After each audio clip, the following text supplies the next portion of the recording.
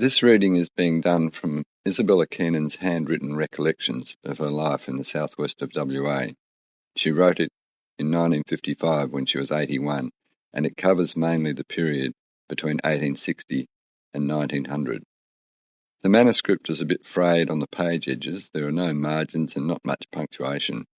I've decided to record it mainly for family and relatives, although there may be others too who are interested. Isabella Keenan, third daughter of Stewart and Isabella Keenan of Glenowen, Cape Naturalist, born at Glenowen, Cape Naturalist in 1874. My childhood memories. How I came to write these reminiscences is because my sons and daughter were constantly asking after me, narrating my early life and experiences, to write about them. They were so persistent in their requests that at last I consented, and this booklet is the outcome. I can assure my readers that everything I've written took place exactly as I have described it.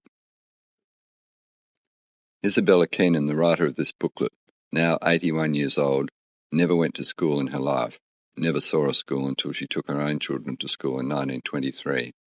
She never saw a shop or a post office until she was 20 years old. All the schooling I got was my mother and sister Lizzie taught me my ABC and my first book. After that, I had to read the other school books. And when I came to a spelling I didn't know, I wrote on my slate and asked what it meant and kept on writing till I got to know it. I could spell. My other sisters had to learn the same way. There was a big family of us, and Mother had to work hard to keep us, and there was no schools, 9 miles to the nearest, and money was hard to get. As you see by this booklet, we didn't do too bad. We made up our minds that we were all going to learn to read and write and all other things that were useful. We could make bread, butter, cakes, and we could milk, handle cows, handle horses, ride, hunt cattle and horses. We could do garden work, plant potatoes, clear land, grub, ring bark trees, do fencing, anything on a farm. We never learned to dance until we were 22 or 24 years old. We made all our own clothes, everything, even the sheets and pillows, towels, tablecloths and patchwork quilts, and helped Father with the hay and chaff cutting and the cleaning of the wheat to send away for flour. Picked up all the potatoes and graded them for sale. Often when rain came early and the swamp got very wet, we would go in barefooted up to our knees in some places to dig and gather the potatoes out. We worked as men and good men. Father would rather have one of his girls to help him than 2 of the boys. The boys were stronger, but didn't like work. Harry was a good bullock driver and horseman.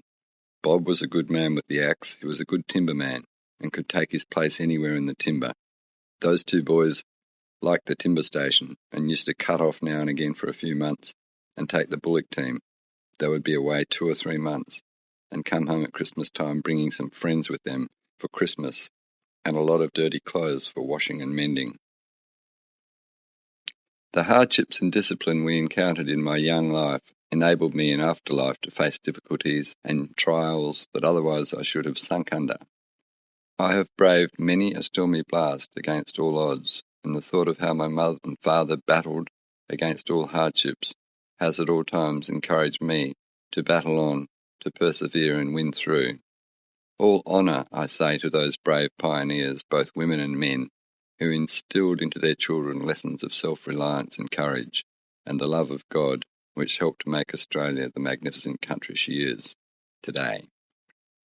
My father and mother, Stewart and Isabella Keenan, came to West Australia from Ireland in the year 1859, landed at Fremantle on the 8th day of October in the ship called the West Australia on her maiden trip.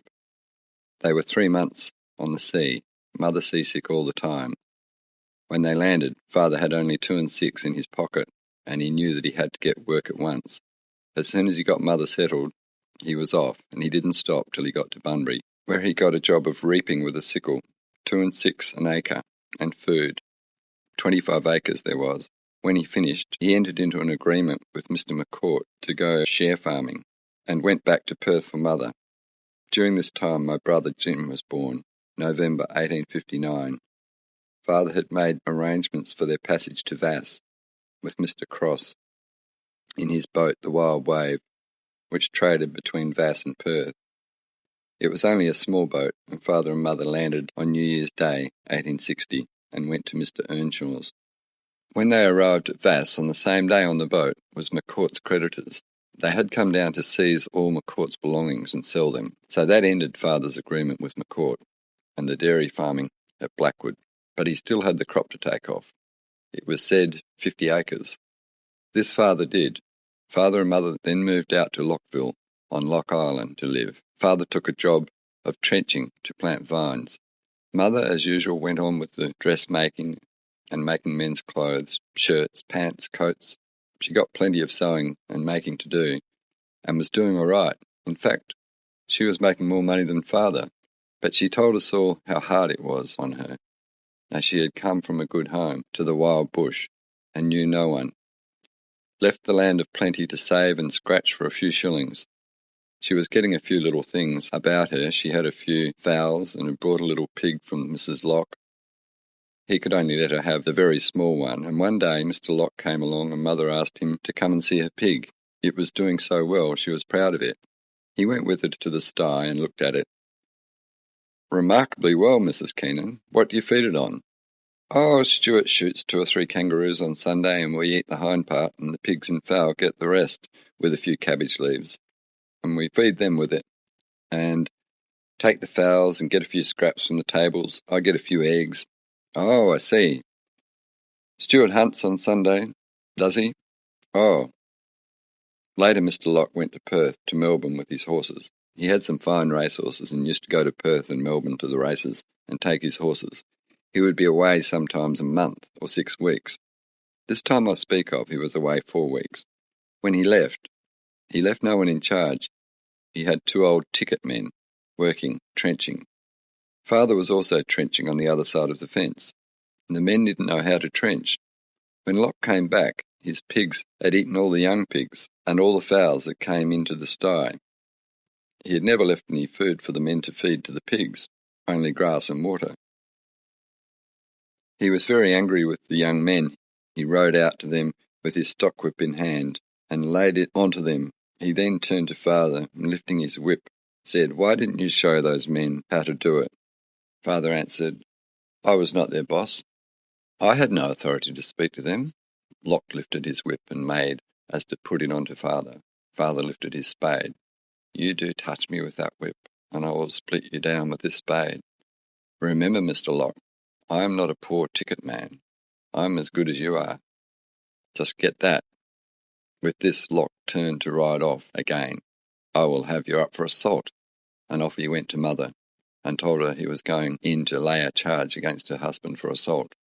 He had lifted his spade and charged him with it.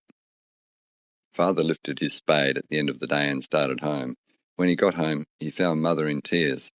Mr. Locke had been there and forbid her touch a cabbage leaf or a blade of grass, and told her she had to get out of it at once.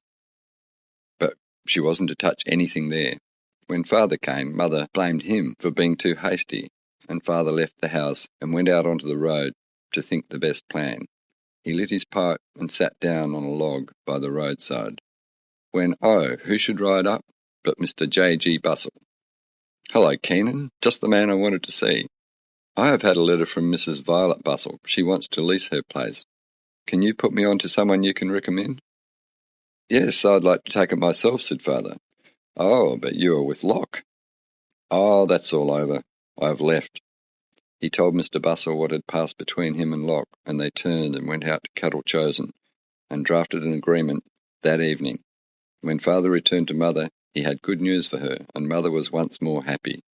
They left Locke's Island, but they never got paid for the trenching. Father had left his job, and that contract was broken. Mother got her pig and fowls and straw mattress and the few boxes and things she had, but no money. They had to get food and were strangers. Mother went to town with her few eggs for sale to get food. She went to the police station, as the needy money was there, and, to her joy, she met an old school friend, Mr. Cox, a water policeman, and she outlined her position to him, and he at once said, "I can help you, Belle." He called her by her old school name. At that, They went together to Mr. Pryse's. Mr. Pryse had just opened a store at the Pryse's house. Mr. Cox said to Mr. Pryse, "This is Mrs. Keenan. I have known her all my life. She has just taken over a lease for 7 years of the Bustle estate at Rainscourt, but just at the present they are short of money. She would like to get a few things on account. I will back her bill up to £100 or more." And Mother opened up the credit account with Mr. Pryse. She surprised Father when he and Mr. Cox came out and ordered the team to go to town and bring out the order: bag of flour, 10 pounds tea, bag of sugar, 1 salt, 4 bars of soap, 3 pounds of washing soda, 3 milk buckets, a dozen milk dishes, a pound of tobacco, 2 dozen matches, 1 large 4-gallon pot. And so they started on the lease. Father had to improve the place by clearing and fencing. He also had to get together all Mrs. Bustle's cattle and brand and handle them. Father got all he could make out of butter, potatoes and other produce, but he had to pay £25 per year rent. He also got a third of the young stock. This job was a big undertaking for Father. He had to break in a team of bullocks and break horses. So he at once sent for his 2 brothers, Ern and Robert, and they lost no time in coming to him, and they were a great help to Father and Mother. They worked hard and grubbed peppermints out. They cut them into firewood and sold it to the police and hotels. By this means, they made enough to pay the rent. Mother was a good butter maker. She knew how to do it and had many prizes for her butter in Ireland, and all the butter she could make, she had ready sale for it. She even sent butter to Albany and York and Williams, and she still kept up her dressmaking and men's clothes in the slack time. Father was doing well. He was a worker and a sport as well. He liked horses and races. He used to go to Perth to see the races. It was all by horse in those days. Father had a good horse called Nonsuch. He rode this horse to Perth, and when he got up, he entered the horse for the town plate, £50. He got young Bob Heppingstone to ride him, and Nonsuch came in hands down, ahead of Mr. Locke's prize horses. Nonsuch won the plate. Locke was wild with Father, and Father was proud, and every time he saw Mr. Locke, he would challenge him with Nonsuch. All went well, but Father got itchy feet. He had read of the goldfields in Bendigo, and it was all the talk. The gold was there, it could be picked up almost anywhere. His brother's children had picked up a nice slug on the brook, laying right where the water had washed it down. But no more had been found there. Father must go and try his luck. No man knows until he tries his luck. Everything was going good at Rainscourt. Mother and the brothers were managing, and the children were all right. There was now 3 children, Jim, Robert and Lizzie. Father's brothers had filled the gap. There was no men needed. The place was going good. Father had taken a contract to cut timber for the Catholic Church in Vass. He had employed 2 ticket men to pit saw the timber, and they had finished the job, and the timber was branded and ready to cart. The men paid, and everything was right. Father's next job was to get the potatoes out. He had a bumper crop, 12 tons. When he got them out, he would take them to Perth and sell them. Then he would be free to go. This he did. He took the potatoes to Perth and met with a good market. He sold them at £10 per tonne, and he also had skins and butter, 3 kegs, which he sold well. He was happy. Now I must get things for Mother and children, and the boys. This he did. And when going downtown, he met Mr. Cox, the water policeman, a friend. "I will go with you and help." Father brought up half a ton of flour, 3 bags of sugar, a chest of tea, 2 bags of salt, soap, washing soda, rice. Then he bought good shirts for the brothers and trousers, and also bought a lot of dress material for Mother and the children, and good material to make into strong shirts and coats for men. Mr. Cox helped him to do the shopping, and Father consigned it all to Vass. Mr. Cox was with him, and saw the consignment go onto Mr. Cross's boat, the Wild Wave. Then Father was happy. He had sent Mother 12 months' supply. He would be back by that time with his gold. Mother got a letter to say, "Sending goods," but she never got the goods. Mr. Cross's brother was skipper on the boat. He could not tell Mother anything about the goods. As far as he knew, there was nothing put on for her. Father was in Adelaide and Mother had nothing, only Father's letter to say that he had even got the things. Time went on. Father had left the timber at the stump that he had cut and paid for and branded. It was his contract for the church. Mr. Cross got the ticket men to cut Keenan's brand off the end and cart the timber in at night and stack it in his yard. When Mother went to get the timber carted, it was gone. One or two of the ticket men told her what had been done. She went to Cross about it, and Cross told her that he had bought it from the men who had cut it, that they said it was theirs. Keenan had never paid them for it. Mrs. Cross went in and took her oath that she had supplied the men with food while they were cutting it. The men also swore that they had been supplied by Mrs. Cross with food. Mother put her account in to show that she had supplied them with goods and food. The police warder also said he had taken food from Mrs. Keenan for the men while cutting the timber. They gave the two men who swore that Mrs. Cross had supplied them with food and that Keenan had not. They gave those two men 6 months for swearing lies. But the timber Mother never got. Mr. Cross had possession of the timber, and possession was 9 points of the law. Father was away in the east. But just as Mother and Mrs. Cross walked out of the courthouse, after all the lies she, Mrs. Cross, had sworn, here, right in front of them, was the policeman with her brother, handcuffed, and all the clothes that Father had sent down for his brothers were slung across the horse's neck. Mr. Cox had seen Mrs. Cross's brother in the street and put his hand on him and asked, "Where did you get that shirt?" And he had stammered and said he didn't know.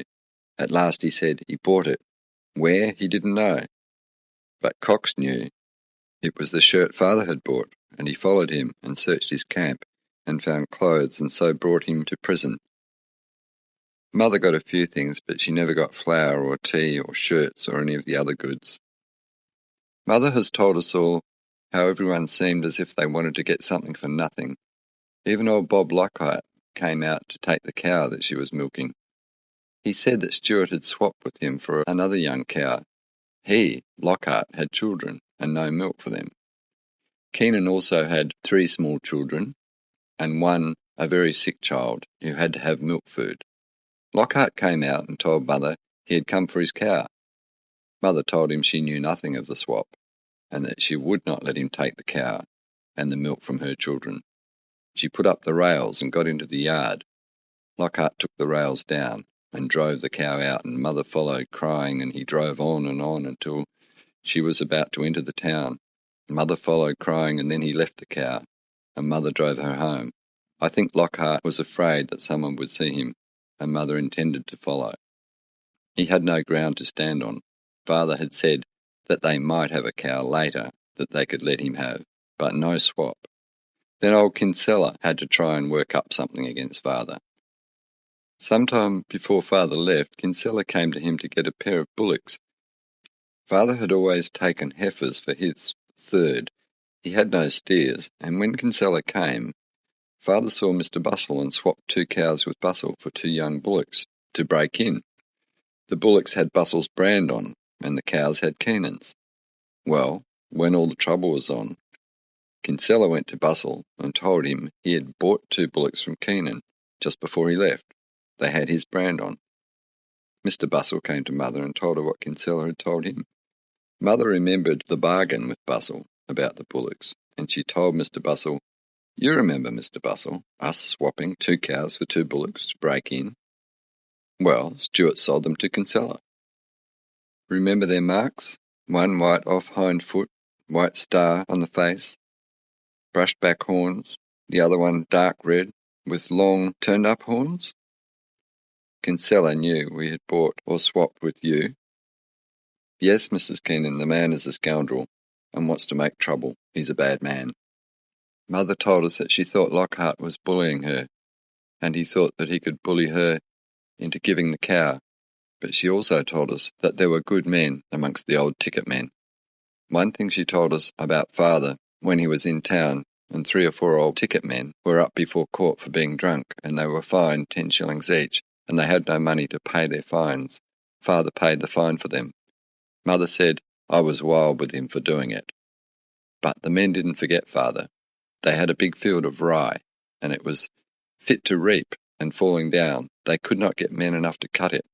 A few days after Father had been in town, they, Father and Mother, and the boys, were at breakfast. They heard the gate click and looked out and saw those men coming in, sickle in hand. "We have come to cut your crop for you." And they cut it. So good comes out of bad, Mother said. Father did foolish things. He trusted to honesty. Often he lost and had a lot of trouble over it. Mother has often told us all about the trouble she had over Father's good nature and trust in man's honesty. Sometime before going over to the east, he sold 4 tons of potatoes to a man whose name was Lipsty, who was engaged in the timber. The 4 tons of potatoes at £10 a ton was £40. Lipsty gave Father 2 cheques, each for £20. Father got him to make the payment that way, as he wanted £20 to give Mrs. Bustle for the rent. He sent the cheques to Mrs. Bustle, and they were returned. No funds. Mother paid the rent. The cheques were laid aside by Mrs. Bustle. A short time after this, Father bought 4 bullocks off Lipsty at £10 a head. That was £40. At the time, when Father bought those bullocks, Father didn't know that Lipsty's cheque had been dishonoured. Lipsty said to Father when he bought the bullocks, "I'm in a bit of a hole just at present. I will get you to put your name on the back of this promissory note. It will assist me." Father put his name on the promissory note. Time went on. Lipsty gave that promissory note to Mr. McGibbon for payment of a debt. He said, "Those people are well-to-do. They have just bought a place at the Cape." When Father left, he thought all was right, and he was quits with Lipsty. He had sold him 4 ton of potatoes for £40. Lipsty had paid with a bad cheque.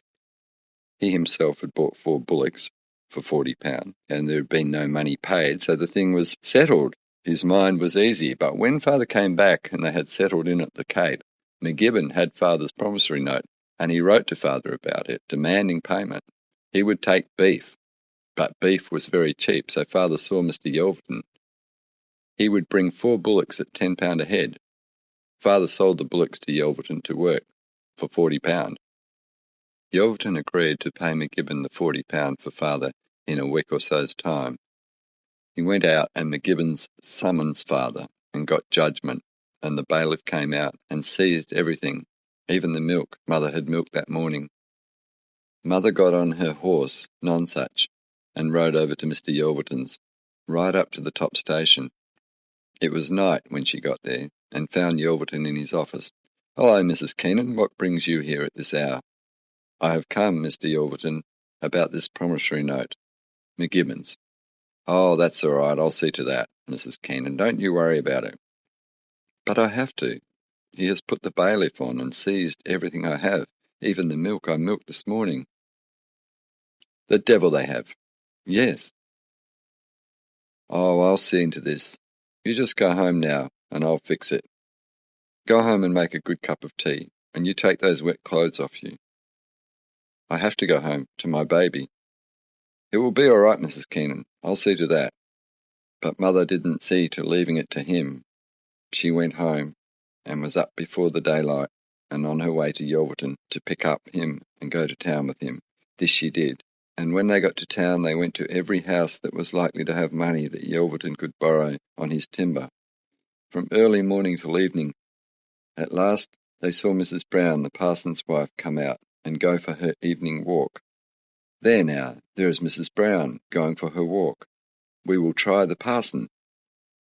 When the cat's away, the mice will play," and they went in and saw Mr. Brown, and he gave Yelverton the cheque for £40, and Mother was able to pay the promissory note. When Father came back from the east, the lease was up at Rainscourt, and Mother had money enough to buy a place. James Chapman was selling his place at Cape, Eagle Bay. He was an invalid, a very sick man, and wanted to sell his property and fix things up before his death. He had people in England. His brother Henry had no children.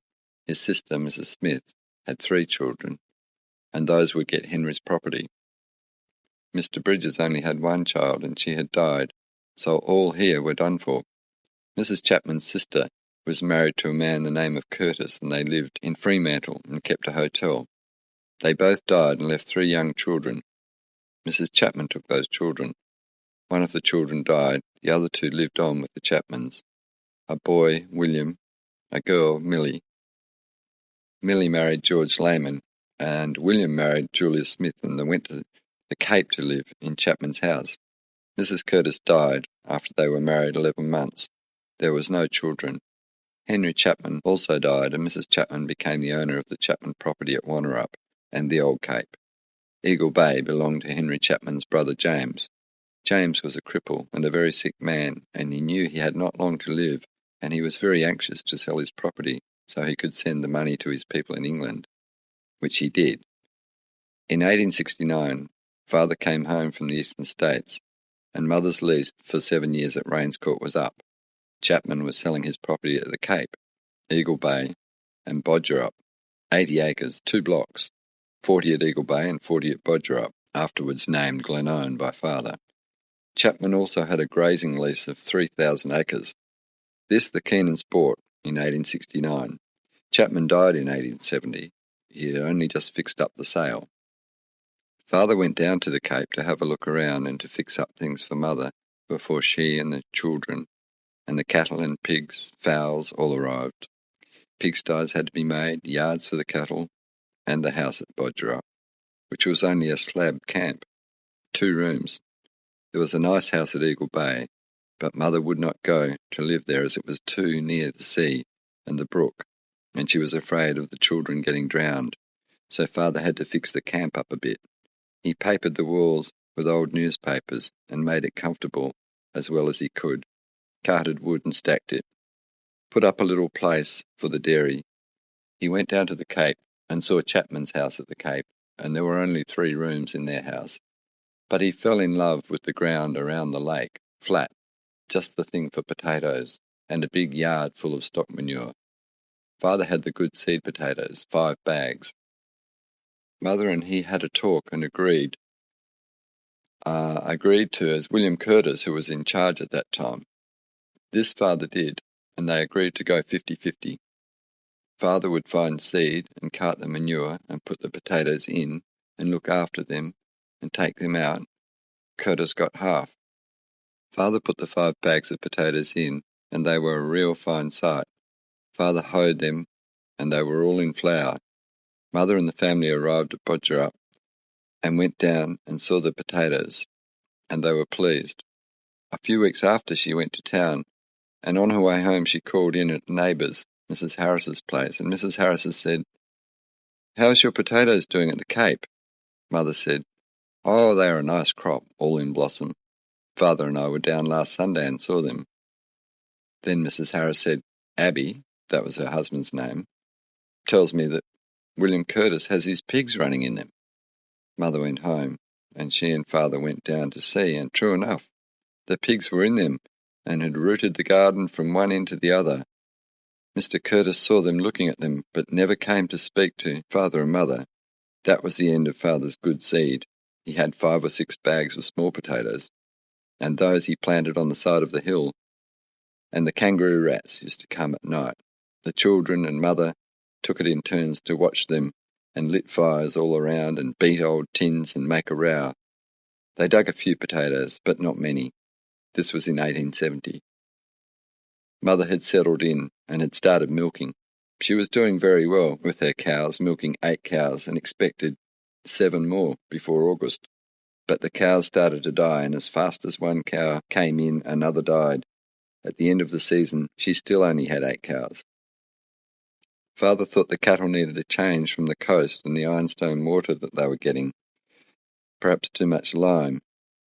Chapman's cattle always had a change to Wannerup and Yalganup, and he thought that was what was amiss.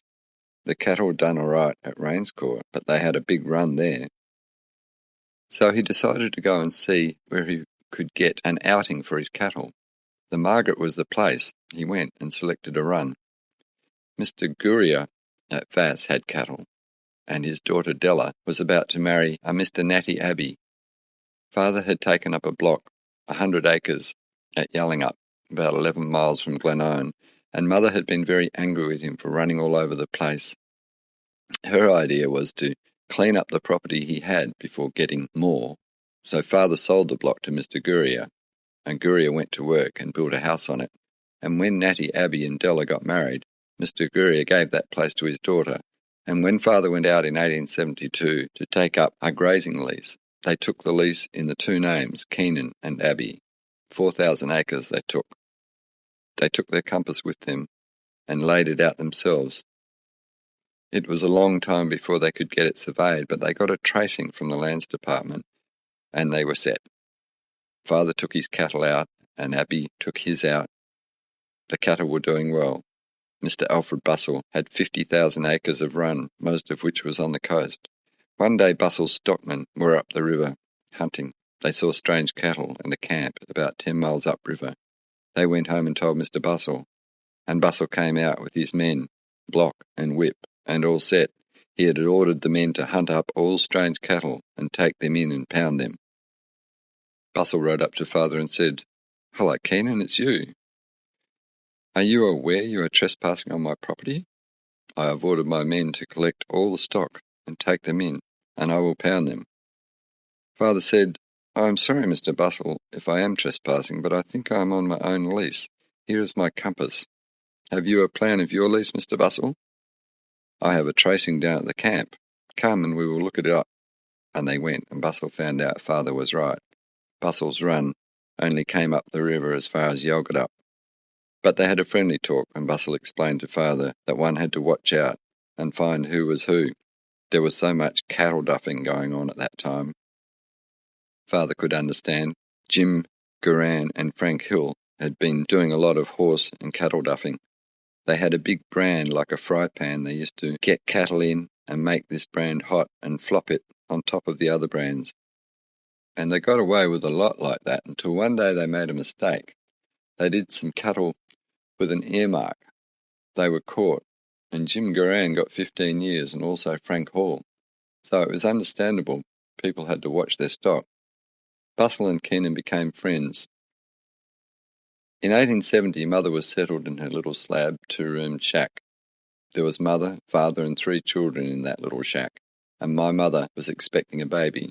She had to get a woman in to look after herself, and she did this. She got a Mrs. Stamp from Vass, and her and Mother had the bedroom to themselves.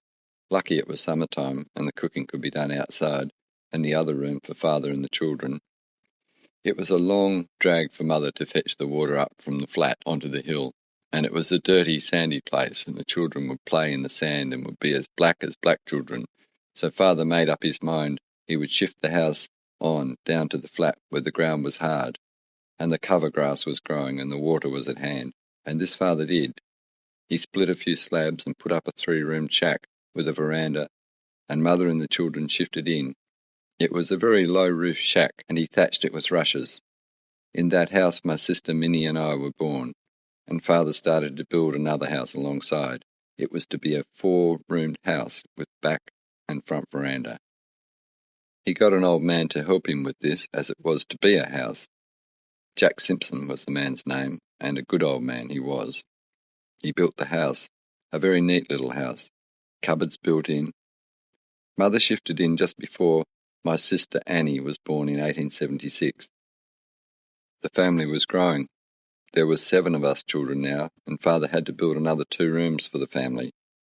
Jim and Bob and Lizzie were getting big. Jim 17 years old, Lizzie 14, and Bob 12. Father pulled down the old slab shack and built 2 rooms and plastered them inside, and they were nice little rooms. One was Jim's room and the other Lizzie's. They were thatched with rushes and were thatched every year, so they were clean. Every year after Christmas, Father and Jim and Bob would take the cattle out to the Margaret River for the summer months, bringing them back about April or May, just as the winter set in. Mother often went to town on horseback on old Nonsuch. This one time I will write about, she rode in and went out to Inlet Park to see Mrs. Chapman. She took my sister Minnie with her and stayed all night at Chapman's. Mother said to Mrs. Chapman, "It is only 2 weeks till rent day, the 1st of March. The 1st of March was rent day. Everyone had to pay their rent on that day, otherwise the land would be forfeited. Mother said to Mrs. Chapman, "My men folks are all away at Margaret. and rent day is the 1st of March. Now, Mrs. Chapman, if I left the rent money with you, could you pay it in for me? You will be going in to pay yours. Oh, yes, Mrs. Keenan, I could, and would only be too pleased to do it for you.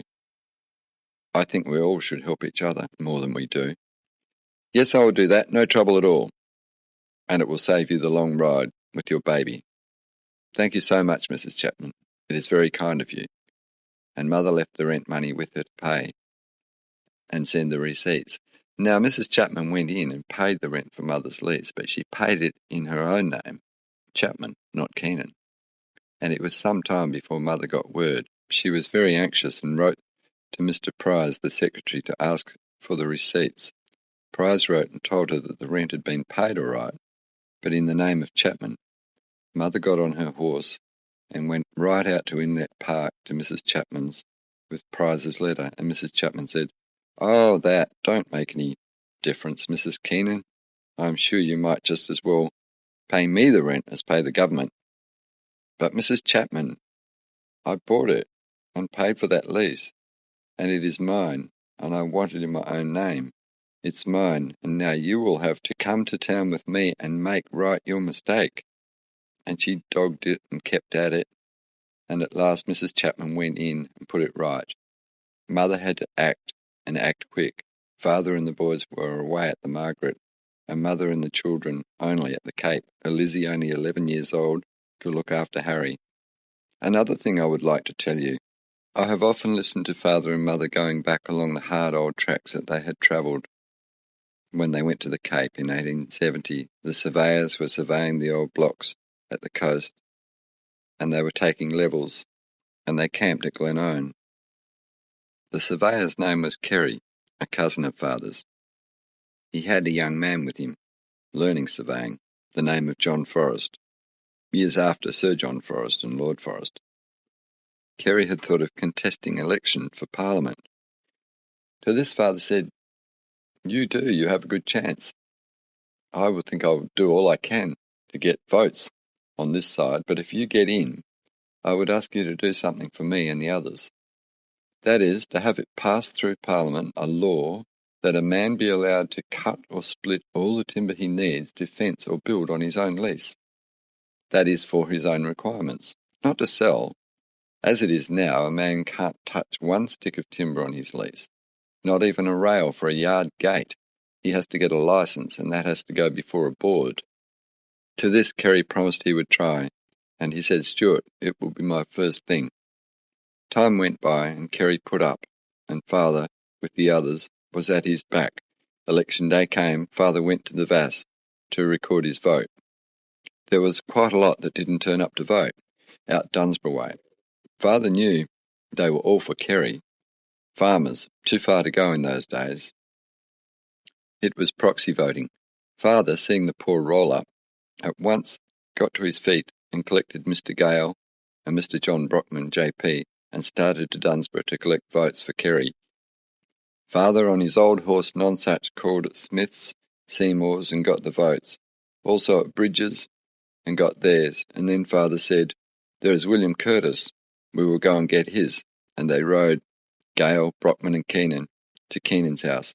Mother made tea for Gale and Brockman, and Father gave their horses a good feed of rye.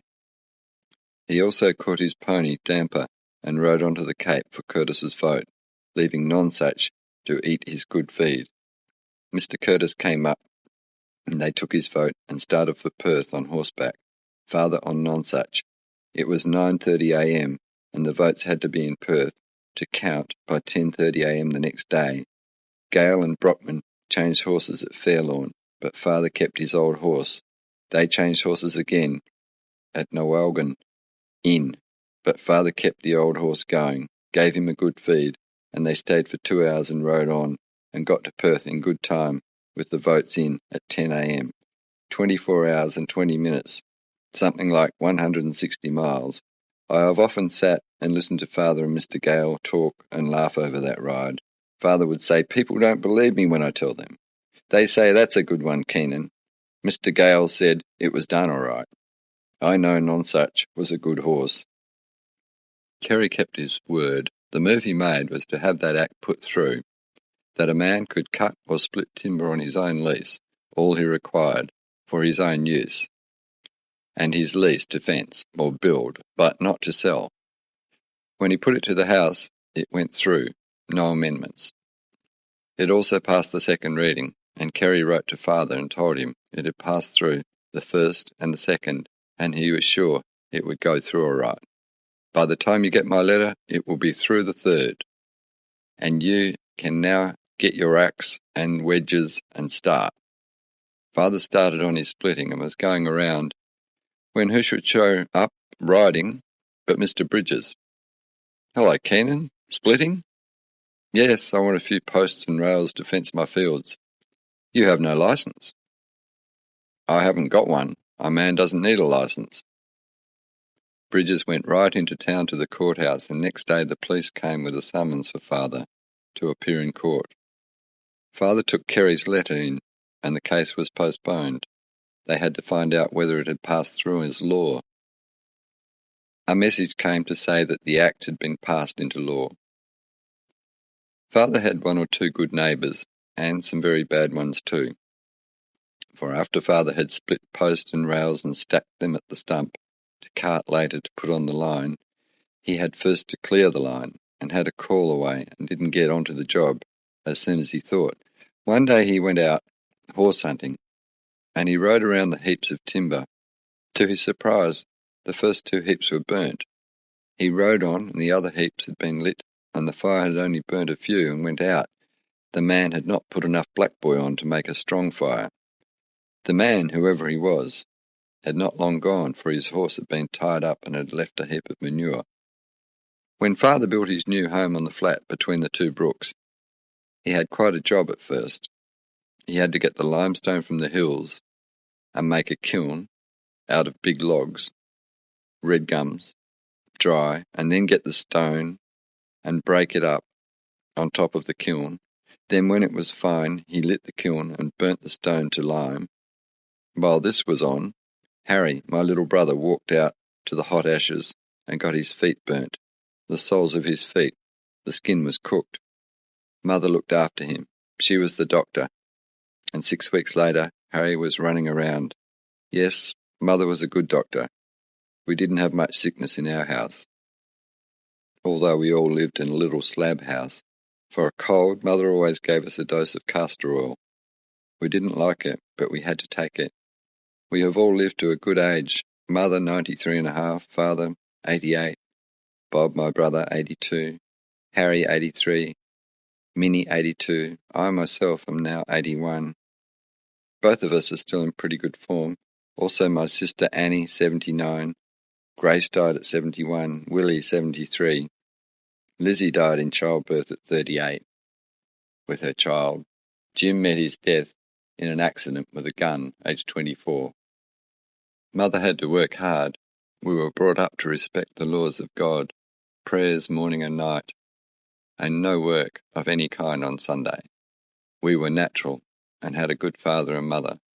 Father would lift his spade or axe on Saturday night and say, "The day is done." Next morning, he would walk around the farm and mark his work out for tomorrow. Sometimes you would hear him say, "Well, Belle, I will want all hands and cook tomorrow. I think I will plant those seed potatoes in the bottom field that we have just cleared, and I think it is as good a time as any," and Mother and he would talk it over. So on Monday morning, we would all have our work set out for us, potato planting. One to drive the bullocks, one to put the manure in rows, and one dropping the seed, one or two picking up sticks and ferns and making fires and burning them. We liked the job of burning ferns. They made such a nice big lot of smoke.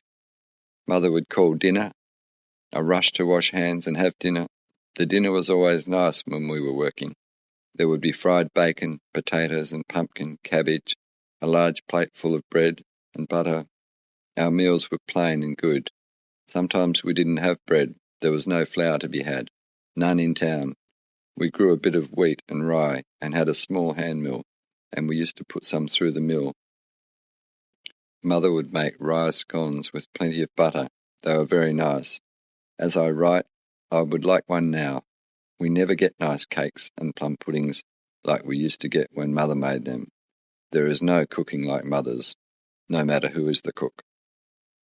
My memory goes back to when my brother Willie was born, in 1887. Mrs. Turner came to stay with us. Mother was not too well. Also Mrs. Seymour came. Mother was sick, and Bob and Lizzie were told to take the children away, and they did, to keep us out of the house. They had to get us up to some amusement. Bob was good at that, but every now and again Lizzie would go to the house, and we were taken over to the hay shed.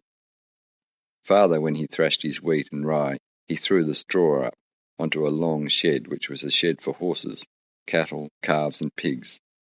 It was a very clean shed, and in one end we often used to play house in the summer. The straw was also put into the yard for the cattle to eat and use as bedding. The boys' job in the evening was to go out and muster the cattle and put them in this yard. This was done to get the manure. There was no potato manure, such as bone dust and super in those days. People had to gather the stock manure from anywhere they could. That was one job we children had to do, pick up all cattle droppings in the field, and all the leaves and rubbish had to be brought into the dry stock yard to make manure for potatoes.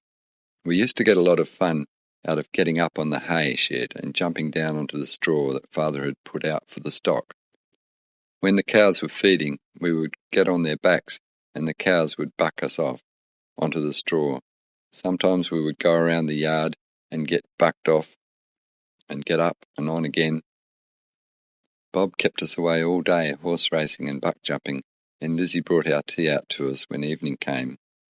We were tired and we went home to the house, and we were told that Mrs. Turner had brought us a little brother, and we all went in to see him.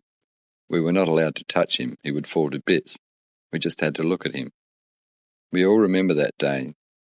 Harry had a pet calf. He was a big calf, about 8 months, and had horns.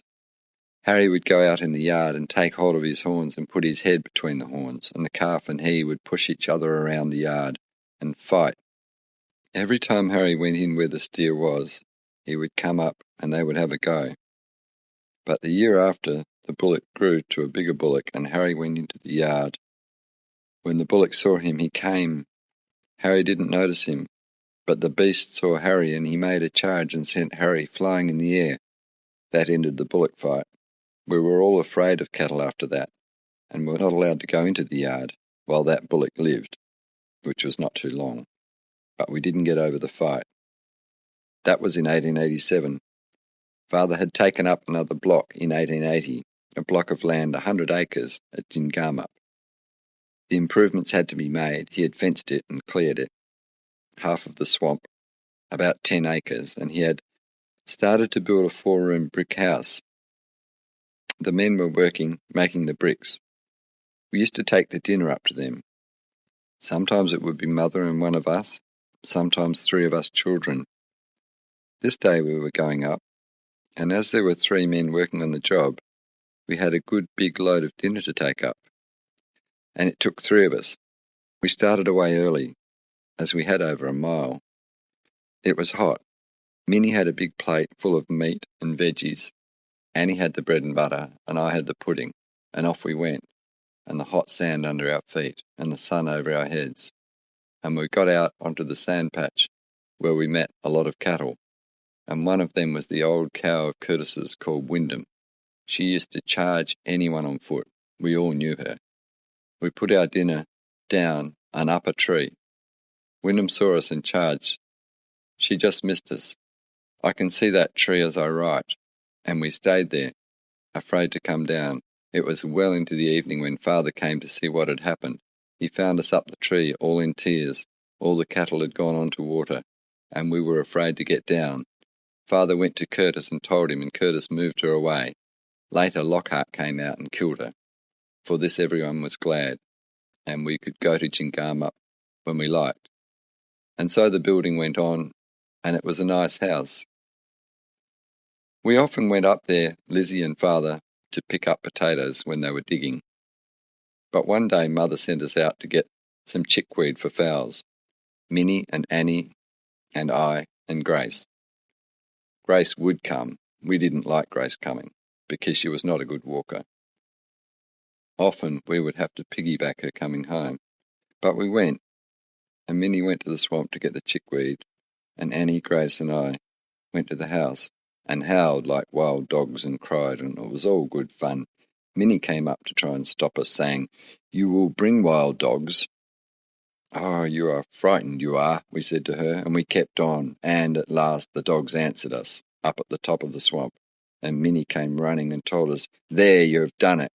We must get home now, at once," and off we went, Grace lagging along behind, Minnie with the grass, the chickweed, and when we got along we heard the dogs howl behind us, and we kept on, half running, until we came to the gully, and the dogs were just behind us, Grace crying, and would not stop.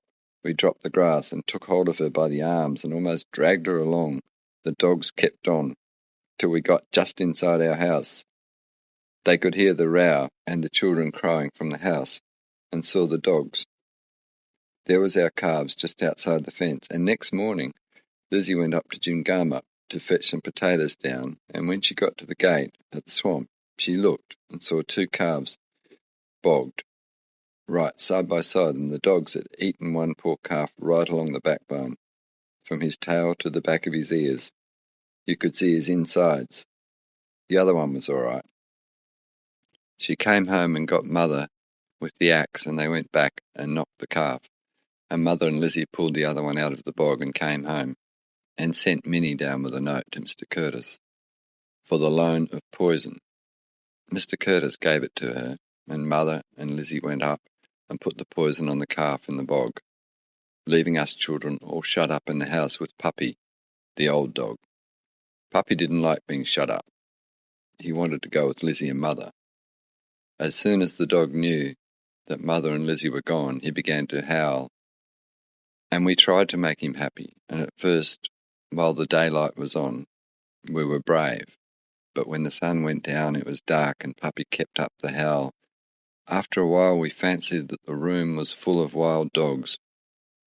Everywhere we looked we could see a dog's eyes looking at us, just fancy, and we were frightened to look.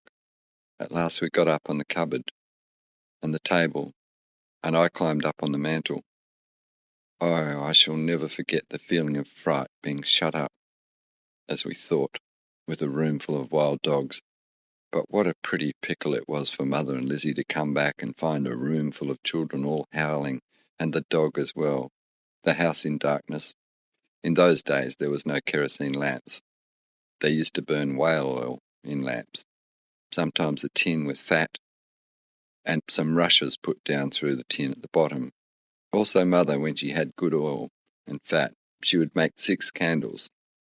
She had a candle mould, but we always had to be careful of the candles. The children were not allowed to use them.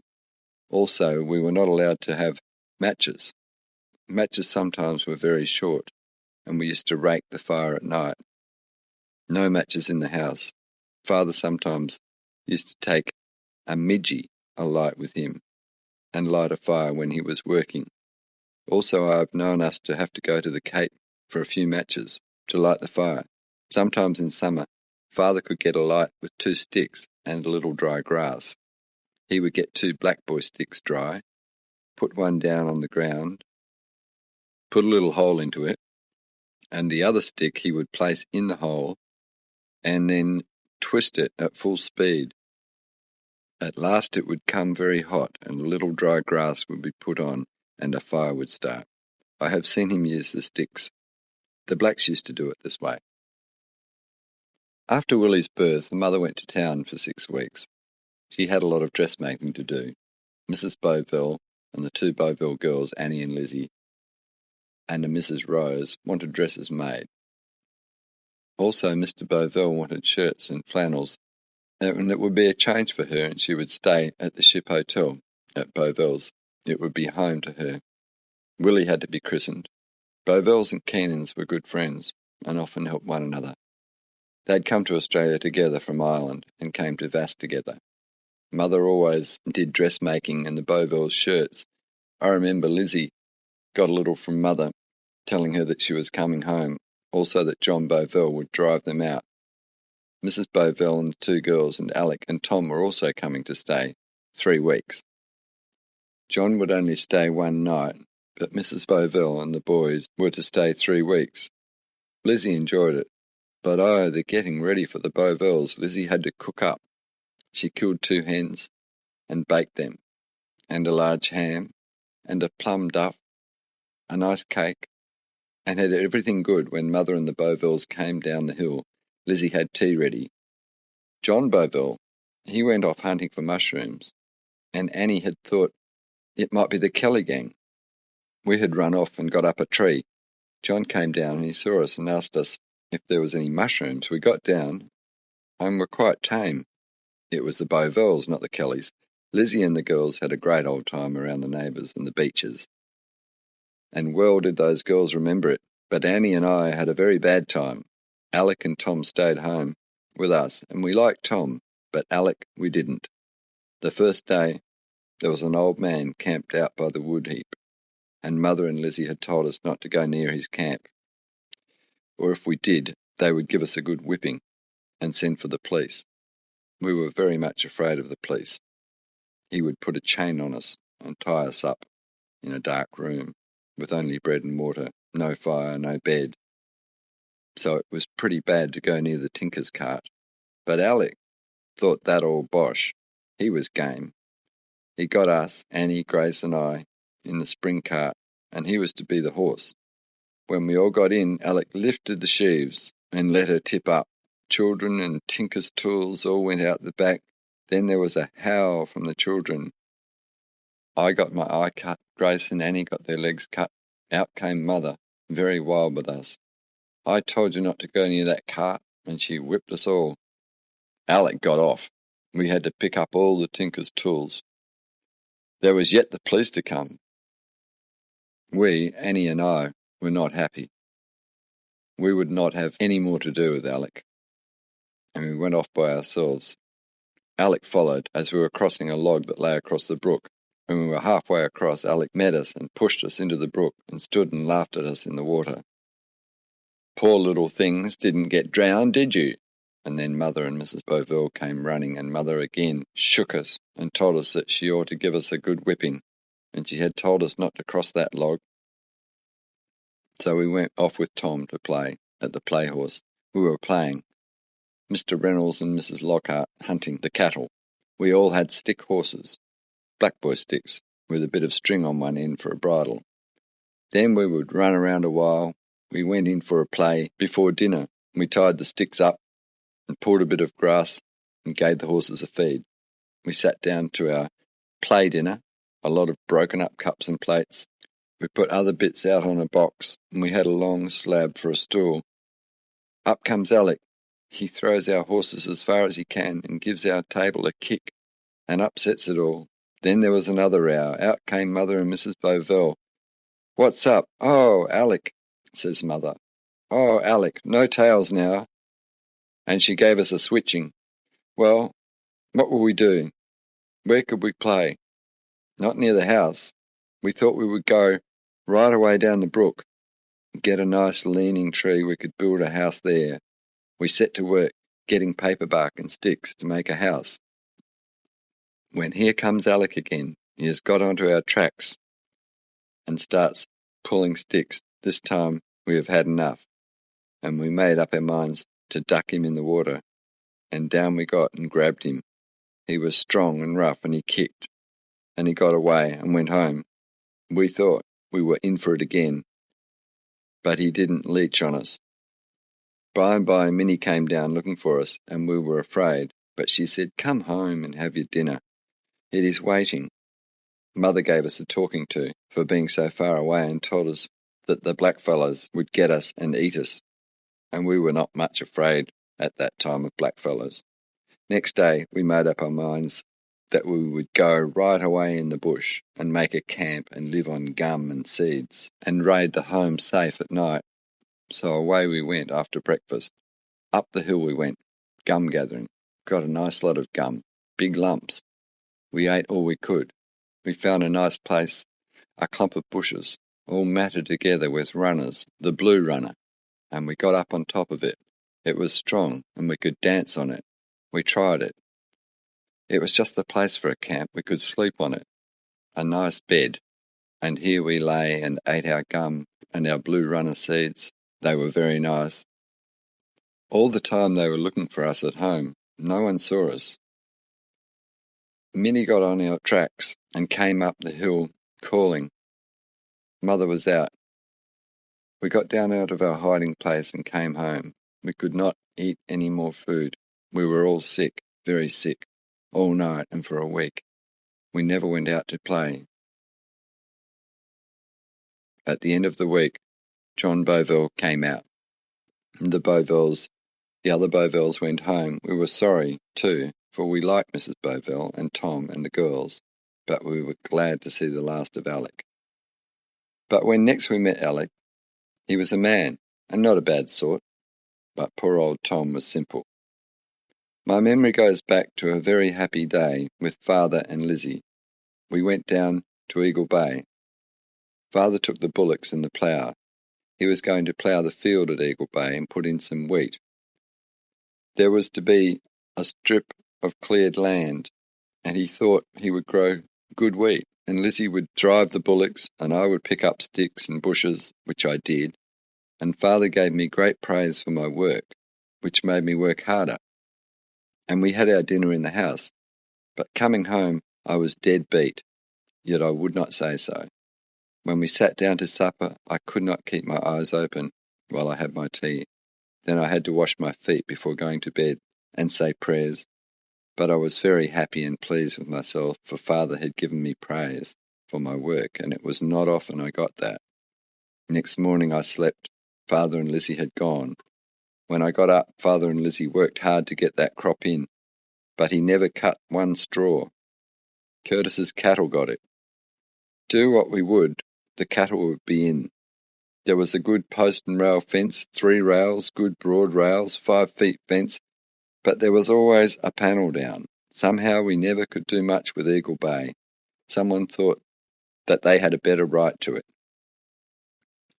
One instance, when we bought it, Chapman left a table in the house. When Father went down to get the table, it was gone. Sometime after he found the legs and part of the side in the gully. Later on he found the other part up the gully. It was not a friend who did that. Years later, a man called at the house and stayed and had tea. He said, "All alone? Where are your men folks?"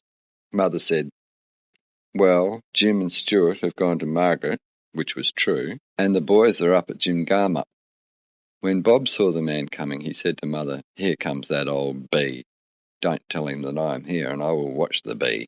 So Mother didn't say anything, and after tea, he went off down to Eagle Bay, down the road, with Bob behind, on foot, watching, and he went right to the fence.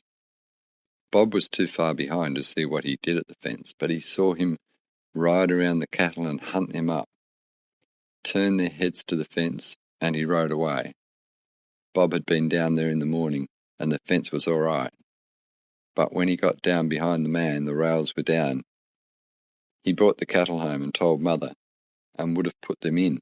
But Mother said, "For God's sake, and your own, don't tell your father what you have seen, for there will be bloodshed if you do."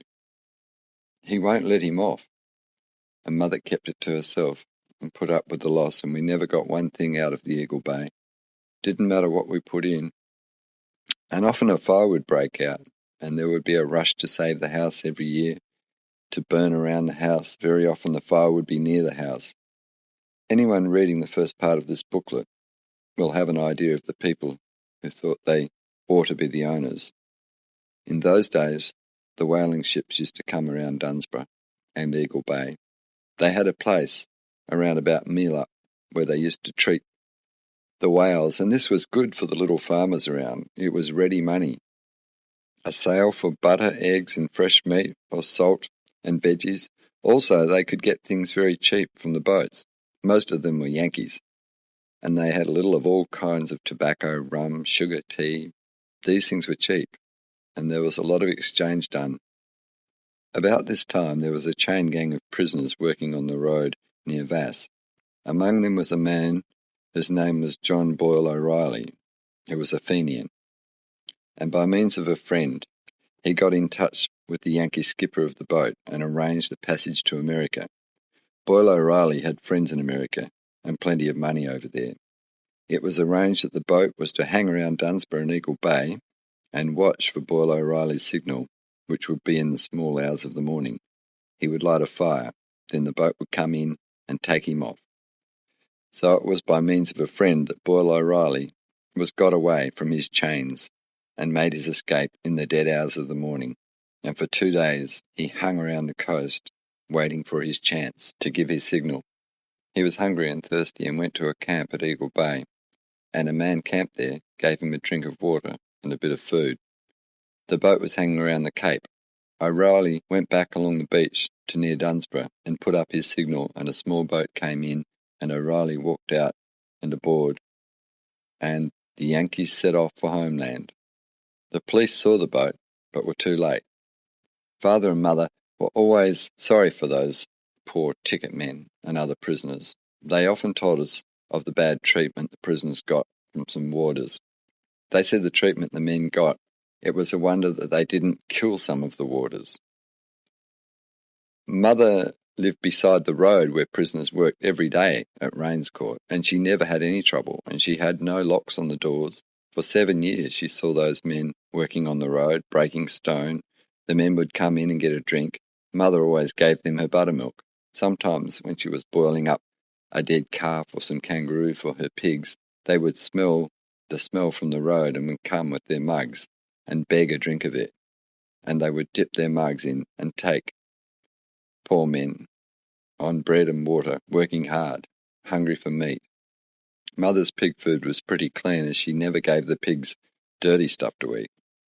When fattening, she always washed the wheat before boiling. Often a man would get out on ticket of leave to look for work, and when he got work, if it was 25 miles away, he had to walk back and report.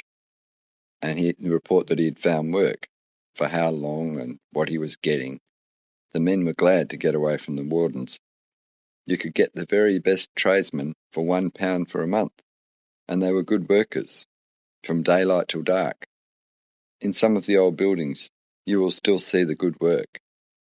The bricks were made to last, also the stone and plaster. But as I said before, those men were not treated right.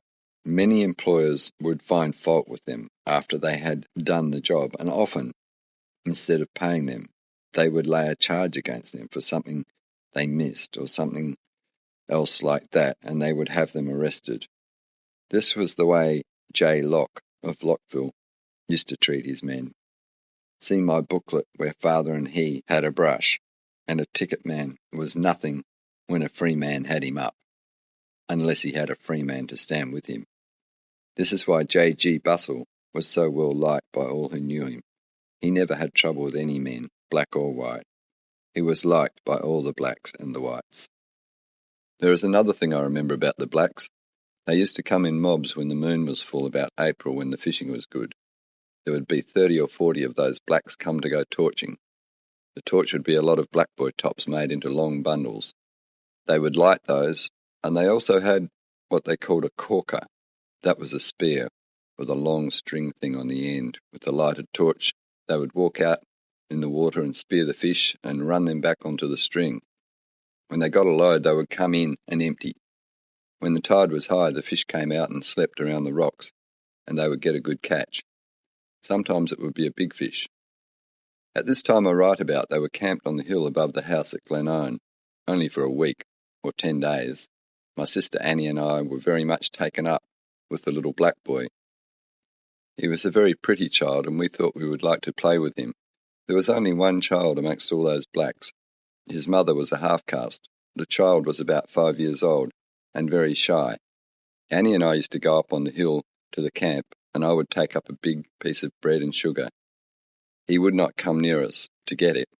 We would put it on the ground to watch. "Here, come and get it."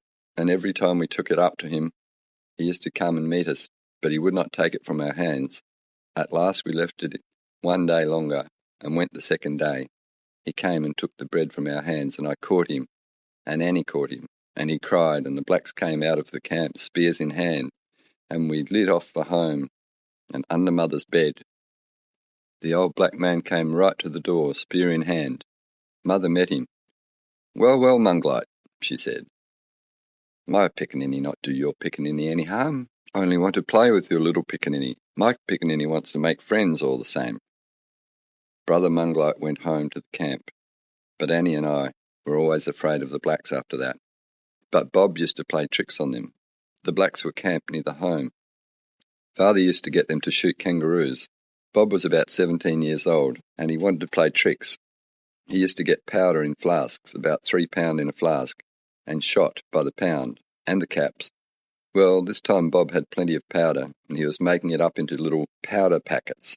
He would light the end and throw it into the room where he had other boyfriends. But he thought a better plan would be if he made it and threw it into the blackfellas' camp.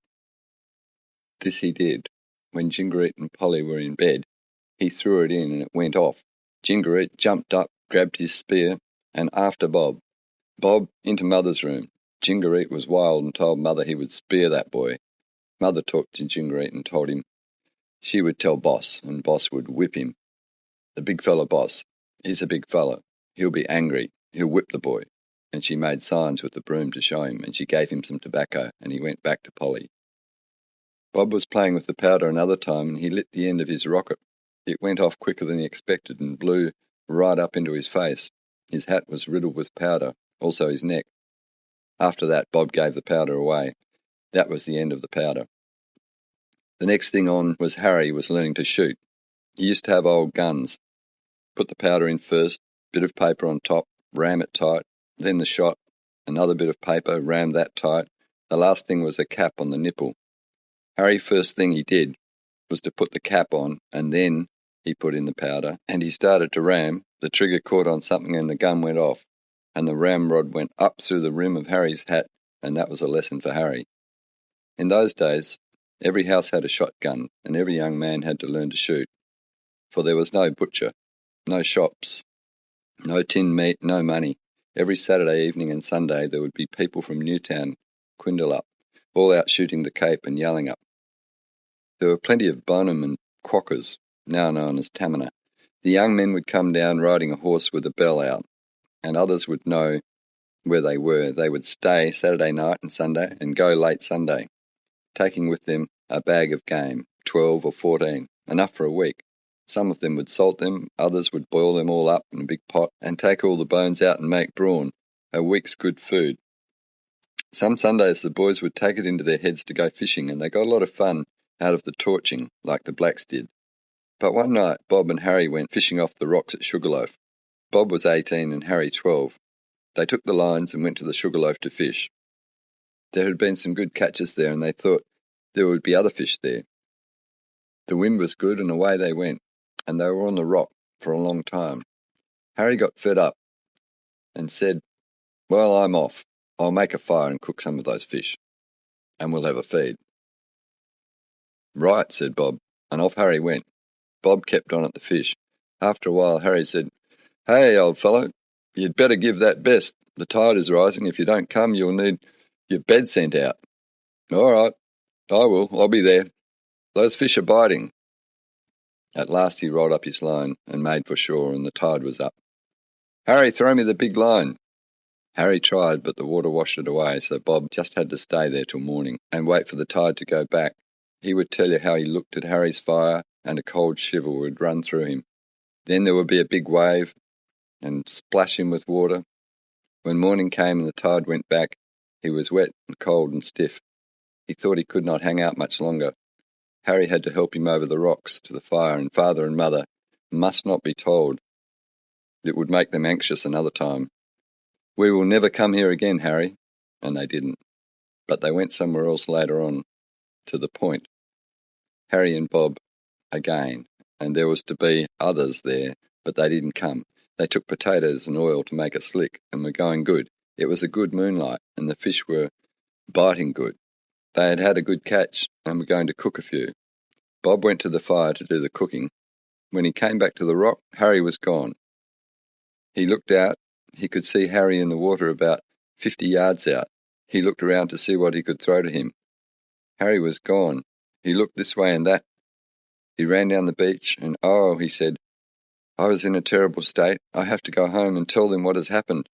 All at once he looked around, and there was a man with no clothes on standing at his back. Well, said Harry, I took my clothes off so I could have free use of my arms and legs. I had to swim. I knew that it was no use hanging around here, so I took off out to sea. I rode the waves. It's not so rough out there. I put in at Eagle Bay and came ashore, and here I am. No more point fishing for me. And none for me, said Bob, and they didn't go there any more. It was a big wave that took Harry, and the rock was slippery. Now we hear of people getting washed off rocks. It's easy. One day Father, Annie and I went fishing to Rocky Point. Father was doing all the fishing. We did the tea making and getting the potatoes roasted to throw in to keep the fish about. Father called to Annie, Bring some more potatoes. And she started across the rocks and slipped. Father grabbed her just in time before the wave took him out, so that was the end of Rocky Point for us. I was always fond of little things, and I am still at 81. When I was a child, I had pet kangaroo rats, opossums, birds, cats. I liked my cat. I also had pet pigs. Whenever there was a litter of pigs, I got the very small one, and I used to feed it mash and bed it with clean straw. At first, I fed it out of an old teapot. Then, as it got bigger, out of a clean tin. My little pig was always the best pig.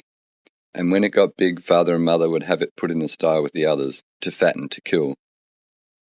But he told me it was too big to be running about, and so one day I remember Mother said at the breakfast table, Stewart, I think you'd better kill those pigs tomorrow. Our feed is getting short. There is 5 fit now, and there's 3 more coming on, and if I get those off my hands I will have enough to feed the others without buying any. The weather is good and the moon is right. Well, if I have to kill and dress 5 pigs, everything will have to be ready. Well, we can do that. Lizzie can lend a hand. And Harry can get the wood, get big logs and black boy, and water to boil. There's a lot to do. There's the big boiler and all the kerosene tins we'll need, and the tubs will have to be filled, ready at hand. No running to the creek. A good bed of clean straw to lay the pig on, to clean it up in the morning. Get those children away, Minnie and Grace and Annie. They're all to go to Eagle Bay for the day. Take their dinner and some water, and let them go. When we got back, there is 5 pigs cleaned and hanging up. Oh, my poor pig is one of them. I cry, and won't eat my supper. First they start to rouse on me, telling me that he was a savage pig and Father had to kill him. And the next lot of pigs, I'll get a nice white pig. And so I did. The white pig had a lot of white. I got a little sow pig. I was very fond of her, and I had her for a long time. But she never had pigs.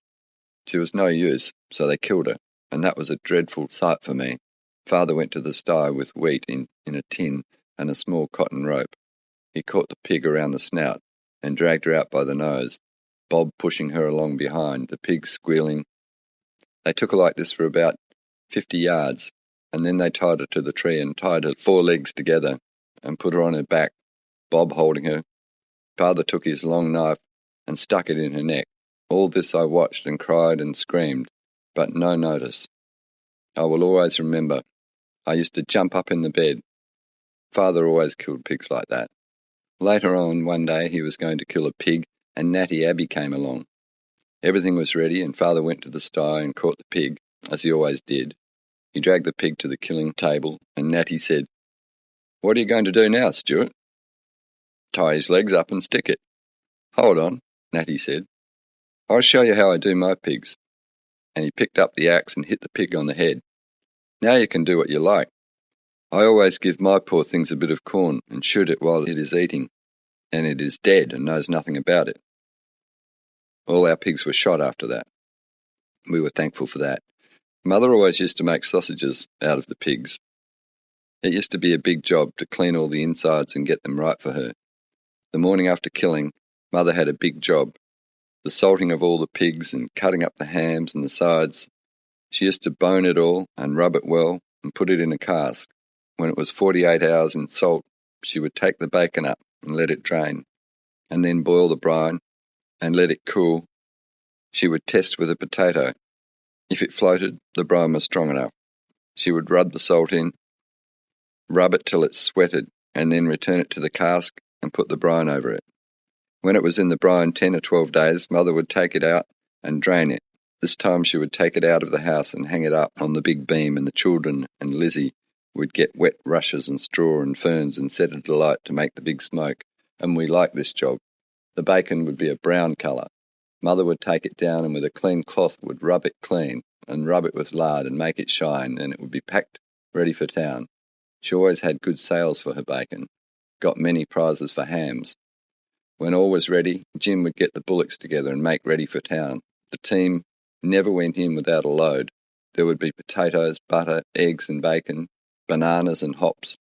Father always grew his own hops, and some for sale, and he always had bananas. He grew his own hops and brewed his own beer. To get back to the pigs, it was very hard on Father to kill pigs.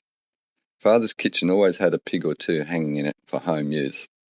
What made it so hard for Father to kill pigs was the children were always so upset when pigs were to be killed. Father started to plough the new field, and there was a lot of ferns in it. That was a job for us children. We liked that. We could set fire to the ferns in heaps. They would make a great smoke. We had to pick sticks and fern roots from the ploughed ground, and it was a big job. After dinner, he was going to yoke a young bullock, and we children had the rope on a tree for a swing. And we must have our last swing before the rope was taken down. We all went out, and Harry had his, Minnie hers, and Annie and Grace. Next was mine, and I wanted a big swing like Harry's. Harry gave me that big swing, and I fell out and got hurt, and I was ill for a long time. It was some time before I came to, and when I did, I saw Mother at my bed crying. I looked at her and said, "What are you crying for, ma'am?" Father was at the other side. "I'm all right." I was ill for 2 years. We had a run of sickness. Harry had a big wart on his back, just where the braces crossed, and it grew as big as an egg and started to bleed. Mother and Father were afraid. She wrote to Dr. Byrne and didn't wait for an answer. When she got in, the doctor was out at the Blackwood, and Mr. Bovell advised her to see Dr. Bumpus. He lived at Bovell's.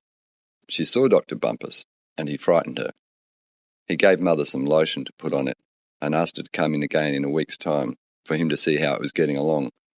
Mother said, "It's a long way to come in." "Well, could you see me at Yelverton's next week? I'll be out there." When Mother got home, the cork had come out of the bottle and all the lotion was gone.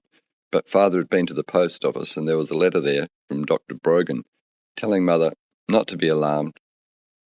It was only a wart or a large mole, and the boy's braces had made it angry, and it had started to bleed. Just tie a silk thread around it and touch it with caustic. You can get the caustic at Yelverton's. Mother did this, and it fell off, but Dr. Bumpus charged £3 for the job. Just after this, Grace got ringworm on her neck, and it was spreading, and Dr. Byrne told Mother to touch it with caustic around the edges of the ring, and it would die away. Mother did this, and all was cleared away. Mrs. Curtis' little girl had it on her face, and Mother told her to touch it with caustic. After this, the measles broke out. Nearly every family had measles. The blacks were dying everywhere. Mr. Curtis was in town, and he heard that Dawson's had them. His brother-in-law was down, and he called in to see him, and stayed there for a while, and came home, and next day he had shivers, bad shivers, and he felt bad, and he went to bed. He had the measles. Then the children got them. Mr. Curtis got up and was not too well, but he had to look after the children and his wife, and Mother went down to do what she could. She used to come home, and every night she would have a bath at the well and change her clothes before coming into the house. Lizzie always had a good hot bath for her at the well. There were 5 children and Mrs. Curtis all down at once, but we never got the measles. Bob and Jim at the Margaret were right in the bed of the measles. They had them at Warcliffe, and the Moriartys had them on the other side of the river. Bob used to go over and out and onto the bed to talk to them. He used to take them milk. John Dawson came along. He'd just got up from the measles, and Bob and he slept in the same bed. Bob wanted to get the measles, as it was better to get them when you were young. But he didn't get them till he was 55, and he was very ill. He was alone at the time at Glenone with my sister Minnie, and she'd only just got up from them. When Bob went down, Minnie sent to the Cape to Curtis's for someone to come in and help her, but no one came. But all alone she managed, and they pulled through. Bob got a lot of fun out of this sort of thing. He would get into all kinds of strife. He enjoyed telling about it years after. He used to tease us children and tell us all sorts of yarns about things, and we sometimes thought he was wonderful. We were made to do funny things, and one I remember well when we were quite young. We were listening to Father and Mother and Mrs. Curtis talking about a wedding that had taken place at Quindalup, and our ears were open to the talk. A wedding? What would that be like? We asked Bob, he would know. Bob tells us, and he says he will show us how the thing is done. You could have a wedding at the playhouse. If you want cake and wine and flowers aplenty, you want a boy doll, Bob says, and a girl. That old doll McGee will be the girl, and I'll make the man. And he went to the wood heap and chopped out a forked stick. Now you have him. Tom Rats is his name. Just wrap some rag around his legs for pants, and another bit over his shoulder, and a good strong bit of rag for his arms. The man is made. The bride, McGee, was to have a spiderweb over her face. All brides had spiderwebs over their faces when they married. He rigged up a lot of old boxes and a place for the parson. Bob was the parson. The dolls had to stand up, and I had to answer for the groom and the bride. Bob mounts the boxes with a sheet around him. The service starts. Will you take this woman for your wife, or will you not? The groom says, That I will, sir. To share all your riches, an old and torn pair of breeches? That I will, from the groom. You will have to live all your life with plenty of quarrels and strife. Married now, you can do the rest. I thought it was great. McGee was now married. Then came the cake and the wine, cold tea for wine, and pancakes with brown sugar on top. Bob used to get a lot of fun doing these things for us, and we thought he was Christmas. One morning my poor old pet cat died, and I was very cut up. Bob came and said, We'll have a funeral for Puss, and a long service, and he was the parson. Now, Bob said, this is what you have to do. You dig a big hole in the ground, and he read from the book. This service, ashes to ashes, down the ground you go, with my best wishes. I hope you never grow old. Then the earth was put in on top of Puss, and we put flowers on top. I thought it was good my poor cat had a good funeral. Bob said so too. When Jim was mustering the cattle to bring to the Cape, he exchanged our bull with Mrs. Brockman and her father for their bull, a big Devon bull. Ours was the Butterfly. He brought this bull home with the cattle, but didn't get down to the house. He left them at the top of Jingama and went back in the morning to get them. The bull was gone. He hunted everywhere and went from house to house looking to see or hear of him. He wrote to Bustle, and the bull had not come home. He went to the Margaret and hunted the runs from Quarram up to the Point. No bull. No one had seen him. Meanwhile, old Jim Forrest wrote to Bustle's to buy the bull. Bustle wrote and told us that the bull was at Forrest's. Sent Forrest's letter, and Jim went to Forrest's. Oh, that was an old bull. Belonged to Scott or someone, and still no signs of the bull. When the season was over, about November, Father and Jim was putting the hay in the shed, and an old black fellow came along. He had been working at Forrest's, and Father said to him, Do you see a bull all the same as that one? Pointing to the bullock. A big fellow bull? Yes, I see him, mister. Where? Down at Forrest's. I see him at Forrest's down Quinnanup, long time, maybe 4 moons ago. Well, the next morning Jim went down before daylight and came down to the yard, and there was the bull. He went to the house and told Forrest he had seen the bull in the yard. Oh, yes, he came in yesterday from somewhere. But the season was over, and it meant that there would be very few cows next season. It was well known that any beast that went down to Forrest's never came back. Keenan and Bustle became good friends. They liked Jim. He was helpful and dependable. They found Jim was mustering cattle to bring home, and the Bustles and Mrs. Brockman came to him and asked him to come down to Wharcliffe to tea. Now, you'll be sure and come, Jim. You're always in such a hurry, we don't get time to talk to you. And you're always welcome at all times, any time. Leave your cattle in there, they won't hurt. There's feed in Ferndine, in that small field.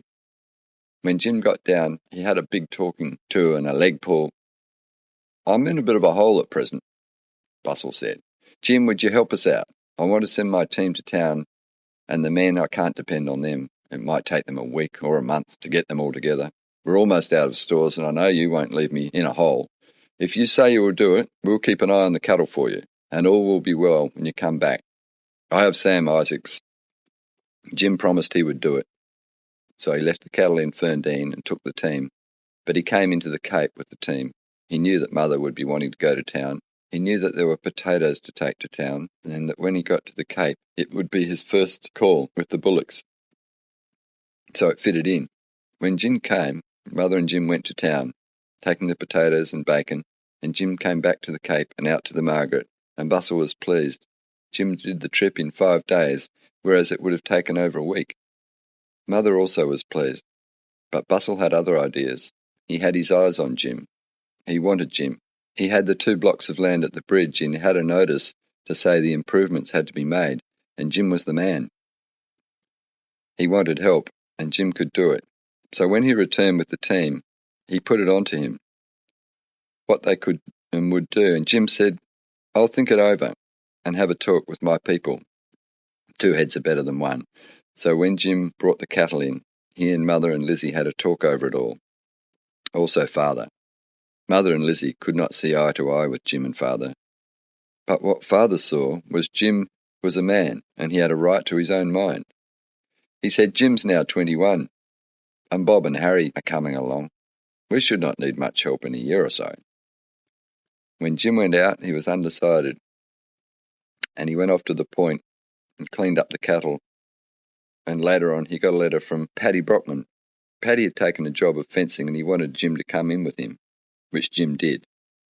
Money was short, and the cattle could be looked after now and again. There was Bob and Harry to do that, so he went with Brockman, and Father went out to help. They were fencing at Baranup in Augusta, a big job. Father and Jim and Bob were away over 3 months, which seemed to us children like years. But we had a very good time while they were gone.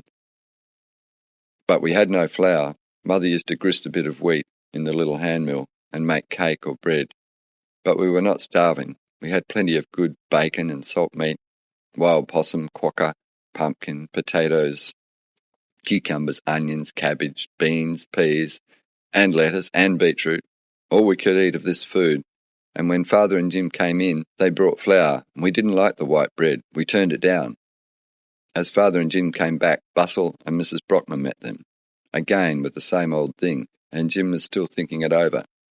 Lizzie and Mother had been carrying on, and the children were pulling their weight. Jim was a man and was thinking that he had a girl in his eye, and that girl had Jim well in her eye. She was Annie Bovell. Annie never forgot Jim. She never married, which was foolish of her. Bustle put it to Jim and Father both, and they came to an understanding. An agreement was drawn up, and Mother and Lizzie were dead against it. Jim was strong for it, and so was Father. They all got very hot over it. So Jim and Father took the bit in their teeth and entered into the agreement with Bustle. Bustle would build a house of stone and mud, 6 rooms. The house was on the roadside at the bridge. Keenan was to have 20 cows to milk, free. Keenan had to fence the blocks with post and rail and 2 wires, posts 12 feet apart. Bustle would pay Keenan 10 shillings per 100 for every post mortised and £10 per 100 for the rails. The rails had to be pointed. Father got 2 and 6 per chain for putting the fence up. Father had to put up all the yards and stables and sheds on his own account, also all the outbuildings. Jim got 6 shillings per day when he worked the team for Bustle, but Father got the team free to do his work on the farm, plough or cart or pull.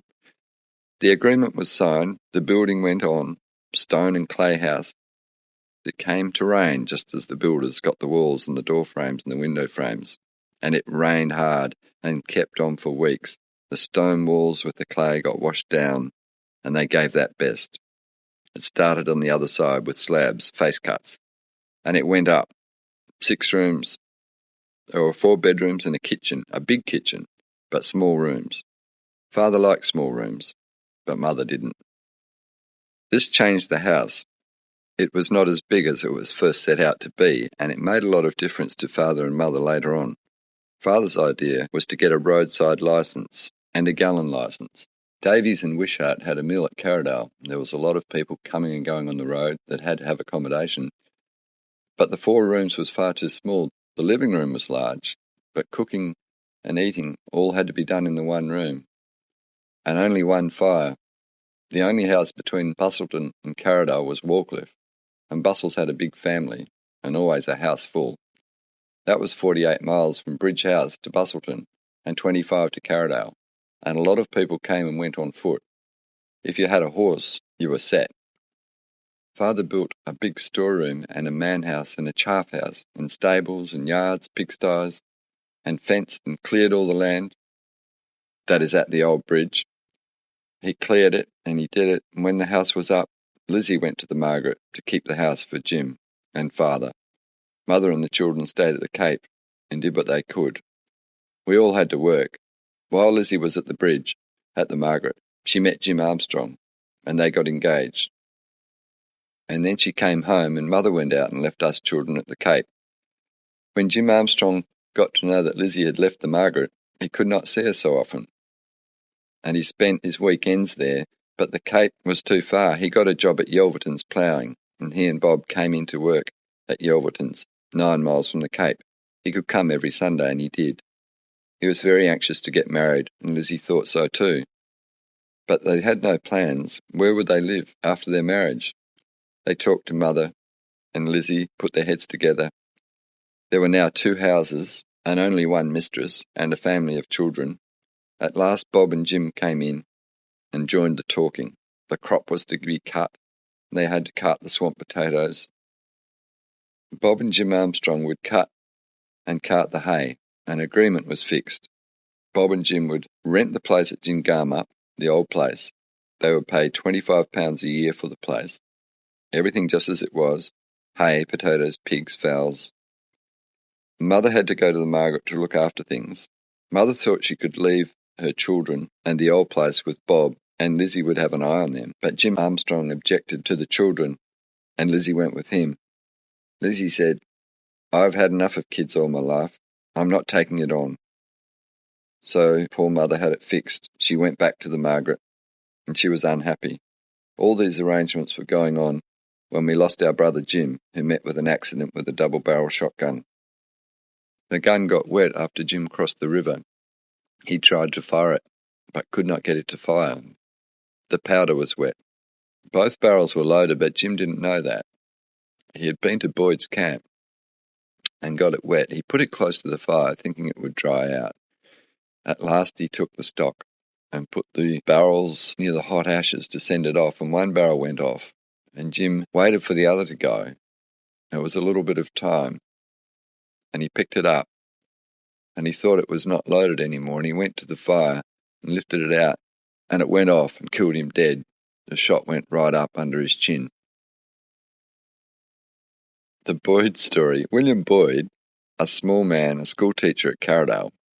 He boarded himself, and he had a nice comfortable camp, a 2-room tent. He used to give night lessons to anyone who liked to come and learn. He also had a day school, and he taught a lot of the best men that Davies had in the timber measurements, young men who had never been to school and never had a chance. By this, Boyd made a lot of friends. He lived well himself and always had a drop of whiskey in the camp, sometimes rum, and often he would be asked by men friends, "When are you in town, bring me a few bottles, please. I've not got the money to pay you now, but I'll give it to you when you come back." And Boyd didn't forget. He brought it. At last he had quite a lot of bottles to bring, more than his own bags would hold, so he got over this by getting a pack horse and 2 jars with overproof in them. He had brought one of these consignments out and got it all right, and the men came and got what they wanted. Some of them got plenty, and the mill was idle for a day or 2. It annoyed Davies, but amused Boyd. His name was posted up as being a sly grog seller in Bustleton and Quindalup and Carradale. That was nothing, though. Those men would not peach on him. They were men, not pimps. When he went to town, Beauville told him he was posted up at the police station. The police were waiting to catch him. Oh, he laughed. Beauville said, "Look here, I won't sell it to you." Boyd said, "Well, you're not the only pub. I can get it elsewhere." Beauville let him have it. When he got to the Margaret, Jim and Mother begged him to leave it. He would get into trouble. But no, those men will never let me down. He went on, and when he got settled down, Jim O'Neill came in and asked him for his bottle. Boyd had a candle alight on the table. O'Neill left the tent fly open. Davies and the police were outside, and when Jim O'Neill got his bottle on the table, he said to Boyd, "What's that?" And Boyd said, "It's the police." And O'Neill put the money on the table, and the police and Davies rushed in and picked up the bottle and the money, and Boyd blew the candle out and went out the back and out of the tent and off. He went down to Ellis and asked him to put him up till he could get a chance to stow away in a boat, but they said, "It is more than we can do. We're getting our living here and off the Davies mill, and if we were caught, that would be the end of us." Boyd had to look elsewhere, and he's made his way to the Margaret. He had his gun with him. That's all he had. He came down whistling very early one morning, and Jim was in the yard milking. The police and Davies were at the house having breakfast. They had been into town. The police to get a warrant to arrest Boyd, and Davies to lay the charge, and so when Jim saw Boyd, he put him in the pen where the calves were, and he stayed there till the police were gone. And then, when Jim was finished, they went down to breakfast, and Boyd remained there for 3 days, until they could think of what to do with him. He had asked for help. Jim saw Mick Moriarty and Ned. They were living on the other side of the river, and Mick agreed to help Jim and Father, but Ned would not. He said he went into it and he should get the blunt end. So Jim and Mick took Boyd up the river and found a little island in the brook, where they made a little bush hut for him, and they put him in it. He was not to leave a fire in the daytime. There Boyd remained for 6 weeks. A few weeks after my brother's death, Yelverton and Bovell were in touch with the ships going to Adelaide. John Bovell was the ship's agent. They made all the arrangements with the captain and the mates for Boyd's passage to the east. One night Father took him in across the bush and into the back of Fairlawn. Then he left him. Father brought his horse and saddle back, and Boyd went on to Bovell's. Bovell expected him and had everything ready for him. Boyd slept in Bovell's hayloft for 2 or 3 nights until the ship was ready to sail, and then the captain and mate came up to Bovell's and stayed late. They left a sack of clothes, and Boyd put them on, and early in the morning he walked down the street and onto the boat. The police came on the boat. The captain had Boyd under a large, empty barrel with only a plug hole to get air. He was there all the time while the police was on board, and the police stayed till the boat was just about leaving. So Boyd got away, but I think Ned Moriarty was right. He said he was not worth the help they gave him. He never wrote. Mother got letters from his sisters in York. Those girls came out with Mother and Father from Ireland and were distant relations. Miss Boyd never married. She was a school teacher at York. In her letters she told Mother of how her brother got through to Adelaide. When he was nearing the port, a police boat came out to meet the ship and search it. They had an idea that Boyd was on that ship. When the captain saw them coming, he lowered his lifeboats onto one side and he put his men into them. There were 3 lifeboats. Boyd was in one of them. When the police pulled in alongside, all the boats put out as hard as they could go for shore, and they pulled in, and Boyd jumped out and up amongst the people. He went on and he stopped and mixed in with some of those people on the shore. The police boat put for sail and after them, but it was too late to catch them. But the captain had to pay a £200 fine. He told them that it was a put-up joke, but he had to pay for the joke. It was all too sad for poor Mother and Father. They loved Jim, and it was a great blow to them. Father was away at the time. Only Mother and Jim and Harry were at the bridge. When Jim went out to hunt the remainder of the cattle and to take the gun from Boyd, he was afraid that the police might find Boyd, and Boyd might use the gun, so he went to Boyd's camp and got the gun and swam the river onto the other side, and that was when the gun got wet and would not fire. And they went up the river and camped the night at the big bend in the river, 10 miles from the Margaret Bridge. When Jim got shot, Harry, a boy about 13, had to ride down home and give the news. When Jim fell, he fell in the fire, and Harry pulled him out and rode off home to give the news, and when he got home, seeing that Mother was alone, he went over the river and told the Moriarty boys, and they came across and talked with Mother. They sent Harry off down for Mrs. Brockman. to bring her up before telling Mother. Mrs. Brockman lost no time. She came, and Mother was told the sad news. Mrs. Brockman took Mother down to Warcliffe and looked after her. Mother never forgot her for that. Meanwhile, the Moriarty boys made a stretcher and went for Jim. Harry also, with a lantern. The two men carried Jim through scrub and mud and wet and rain, getting to the bridge in the early morning. Then one of them had to go to report it. Mike Moriarty had been a policeman and knew they had no right to lift Jim until the police had seen him. Bob and Lizzie were at the Cape, and Lizzie sent down for Mrs. Curtis. Mrs. Curtis came up and took us children down to stay, and Lizzie went to the funeral in Bustleton. Lizzie's wedding was put off for 6 months. Life was very hard. Now I will go back to some of Bob's hardships in 1880 when they were building the Jingamup house. Savage was the carpenter. He made doors and did all the timber work. They ran out of nails. There were no nails at Yelverton's. They would have to get the nails from Bustleton. The men were all at work. Bob could go in and get them. £12. Bob had never been to Bustleton, only a couple of times with Jim and the team.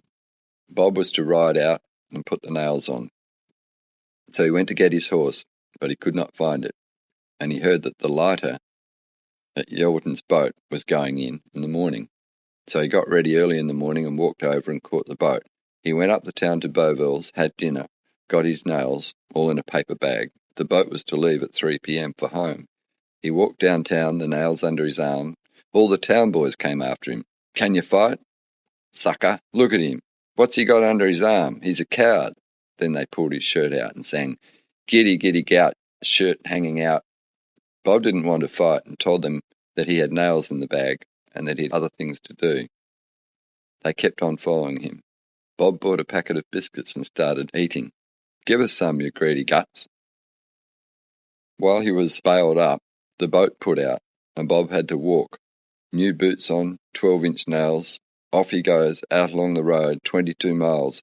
He didn't know too much about the road. He took the wrong turn at Newtown and went out the Margaret Road as far as Carbonup. There was no bridge there then, and it was dark. Bob knew he was on the wrong road. He had sore feet. He'd taken his boots off and also his shirt to put the nails in. The paper bag had gone to bits, and he was tired and hungry and thirsty. He had a drink from a hole at the brook and went up the brook a few yards to see which way the water was running. The bushes would lean the way the water would run, and there in the brook was a dead horse. He had just drank the water below. He turned and went back the way he came, on and on, sleepy and tired, sore-footed. At last he could hear the cock crow. He knew he must be near Harwood's, and there he met Father coming to see what had happened. Father had been to the beach and found that Bob had missed the boat, and he was on his way to town to see Bob. He didn't rouse on Bob. He gave him his horse to ride, and he walked. They walked as far as Seymour's. Then he said to Bob, "You go in there to Fred's room and have a sleep," and Bob went in. Poor old Fred was just awake, and he tucked Bob in and had a good sleep. Bob was 16 years old. I will go back now to Mother and Father when they lost Jim, their right-hand man, and didn't know what to do. Lizzie was getting married, and Bob and Father never got on. Harry was young and liked working for others better than home. Bob had it in his head to leave home and work. Minnie was getting useful, but still had a long way to go. The others were young, Willie just a baby, 3 years old. We children could all milk and feed calves and do odd jobs, wash, but we were only children. So when Lizzie got married, it will leave Mother with more than she can do. There is nothing only to let the place to Armstrong's, and Bob will draw up the agreement. Armstrong and Bob take the place as it stands, pay £25 per year. There is good stack of hay and a ready sale at Yelverton's, 12 ton of hay. There's a good food garden and pigs and fowls and a crop. Also there is 88 head of cattle. They will milk the cows and look after the stock, only paying £25 a year. Lizzie said she had had enough of looking after the kids, and this meant Mother had to get out of her house and leave it to them, and take her kids, which she did. And when Mother was gone, they took the windows out of the house and took them over to Jingamup and put them in that house. And they nailed up the windows at the other place. They also pulled down the paled fence from the garden and took the pails up and put them around the swamp at Gingama. They cut up the hay and sold it to Yelverton's, and Bob lived by himself at the old house. Lizzie baked bread, and he got his bread from the Armstrongs. They booked it up to him. He helped to cut and cart the chaff, and he did the potatoes and got nothing. And when Bob asked, "Where do I come into it?" Armstrong had been in and taken the potatoes out and had brought out a big load of jams and pickles and sauces and honey and dates and currants, whiskey and every little thing you could think of. Bob remarked, "Oh, Jim, the farm would not stand to this. You mind your own damn business. I'm going to feed my wife. She's been starved all her life." "So that's it," Bob said. "Where do I come in? You've got all you're going to get. Do what you like." Bob did. He collected his few head of cattle and his horse and saddle and brought them to the Margaret to sell. Mother bought them from him, and Bob went off to the north with John Harris. He only got as far as Cossack and turned back. He walked from York to Perth and had no money. When he got to Perth, he got a job as a yardman for a few days and found out where the Furlongs lived. Mrs. Furlong was a great friend of Mother's and Father's, and when she saw him and got to know who he was, she was pleased. Bob stayed there for a week or so, and he worked at odd jobs and wrote to Mother and Father and sent them money, and they were glad to hear of the Furlongs. They had not heard from them for years. They had left Guildford and were very poor now.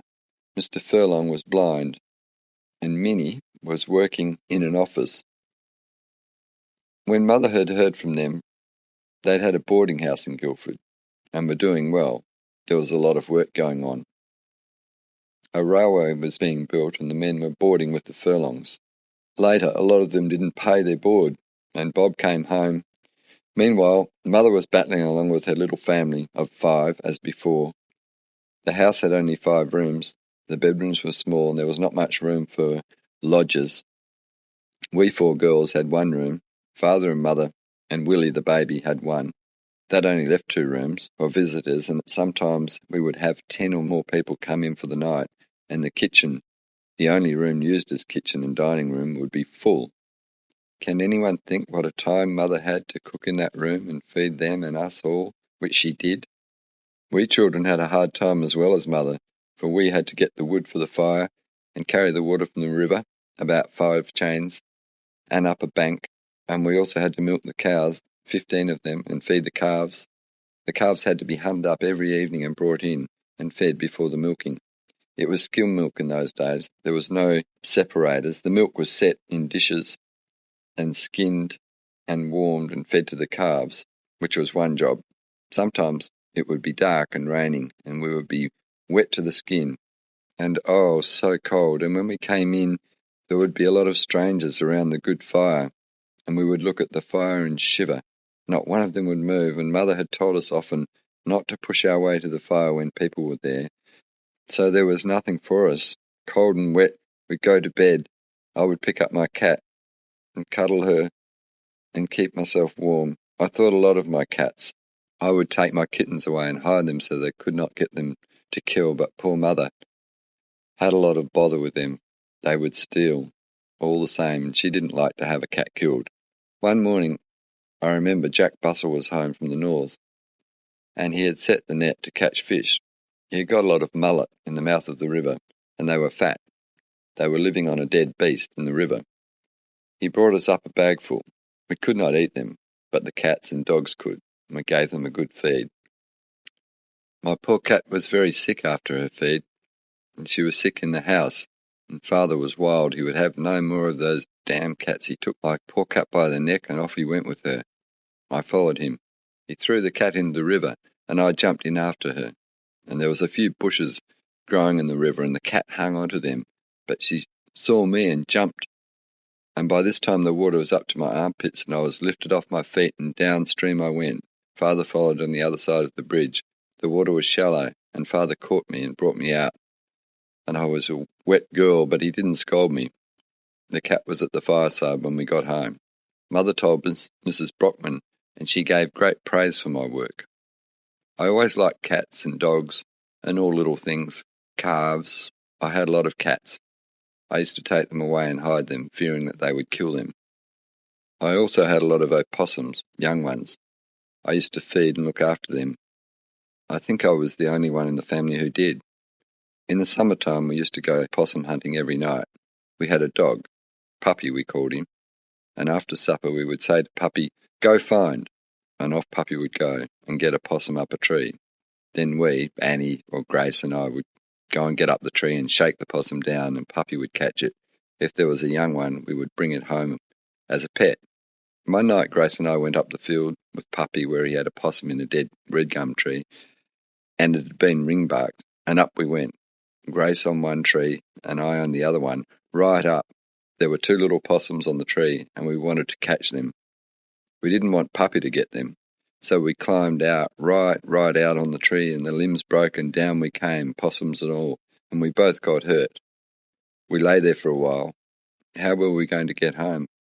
At last we rolled over and got to our knees, and then to our feet, and went home, and we got in the window in our room. And the window was low and big. We didn't want to tell Mother. Next morning was baking day, and bread making in a big stone oven outside meant wood. Getting that was my job, and when Mother told me to go and get the wood for the oven, I could not bend over to pick up a stick, and she was wild with me for not going, and at last I had to tell her that I had a bad back and could not bend down. Minnie would have to get the wood. Annie and Minnie got the wood, and Grace and I had a bad day of it, and that was near the end of our hunting for a time. Father had bought a big buggy and was running people from Carradale to Bustleton and Quindalup, so we didn't see much of him, only at nights, when he would bring a lot of people for the night. And also he would bring orders for butter and eggs and bacon. But this had to be smuggled into the houses. Davies did not allow his men to trade outside, and he had a good store on the station. He had everything that was wanted, from a needle to an anchor, and it was said he had a gun licence. And Herbert Davies was a first aid man and could set a man's leg or arm as a doctor could. But if they found a man getting his food from elsewhere, it meant the sack. Davies used to buy 36 pounds of butter every month from Mother for his own table. But it was very hard on the men to have to buy their things in the store, butter at 2 and 6 a pound, and everything was dear, that is in the food line. They had an old man in the store who used to put it over them. Davies had bought a lot of bad butter, and they had to sell it. It was just fit for cart grease, and the men would not buy it at 2 shillings per pound. But Baines, that was the man's name, he found a way of selling it. The men would come in and ask for a pound of jam. Baines would not serve them unless they took a pound of butter, and they had to take it. This is the truth. But the clothing was good and cheap. One could buy a suit of clothes as cheap as Perth, £2.10 for a good suit. Herbert Davies was a good man, and he was liked by all who knew him. Mother was very worried over things at the Cape. She had not yet got away the rent, and the old home had been wrecked and ruined. Other people's cattle were running all over the fields, the fences were all down, and her own cattle were not looked after. Father went in and he said, "I will let the place. I will crop it on shares," and this he did. He and Arthur Smith picked the crop on shares, and Minnie went in with Father for a short term and stayed at Tingumup with Lizzie. Lizzie had a child about 12 months old. While Minnie was in there, one of our cows got the rickets. Carry rickets it was. People thought that cattle got it in the carry, but there was no carry at the Cape. Other people thought that it was a worm that got in the nose of the beast and went right up the spine, and if you cut the tail off about halfway, you would kill the worm, and the beast would get better. This cow was on the coast, up at Cadgebup, and was down to it, and they thought that they would go and fetch her home, where she could be looked after. So off they went in the horse and dray, Father, Arthur Smith, and Jim Armstrong, and Minnie and the little baby for a ride. While they were loading the cow, Minnie said, "I will go over the hill and look at those cattle on yonder hill, and come home across the hill," and she went, and it was later than she thought, and she had a look at the cattle and started for home. She got into the thicket and kept going south, trying to get out of the thicket, and it came up very dark and began to rain and thunder. On and on she went. She knew that she was going down the hill, but where she was she didn't know. She only knew this: if she was going down, she must strike the forest road, an old timber road that we used when taking cattle out to the Margaret, and at last she came onto the road. It was only a cattle pad in some places. She sat down under a big red gum tree and rested. She had taken off her shirt and put it around the child to keep it dry. While she was under that tree, she thought, which way is home now? And she listened for frogs. I must go for the swamp. She heard the frogs, but they were not the Jingamup frogs, but they might be the rotten swamp frogs, so she followed along the road and went with the frogs. At last she heard the Jingamup band of frogs, and she knew she was right. Then she heard the old horse bell. Lizzie was ringing it at the top of the cleared swamp, and she shouted and was home, but the men were all out in the hills looking for her. They had guns, and if they found her, the signal was the gun. So when Lizzie went to the house, she fired 3 shots, and the men came home wet to the skin. That tree is still called Minnie's Get Down.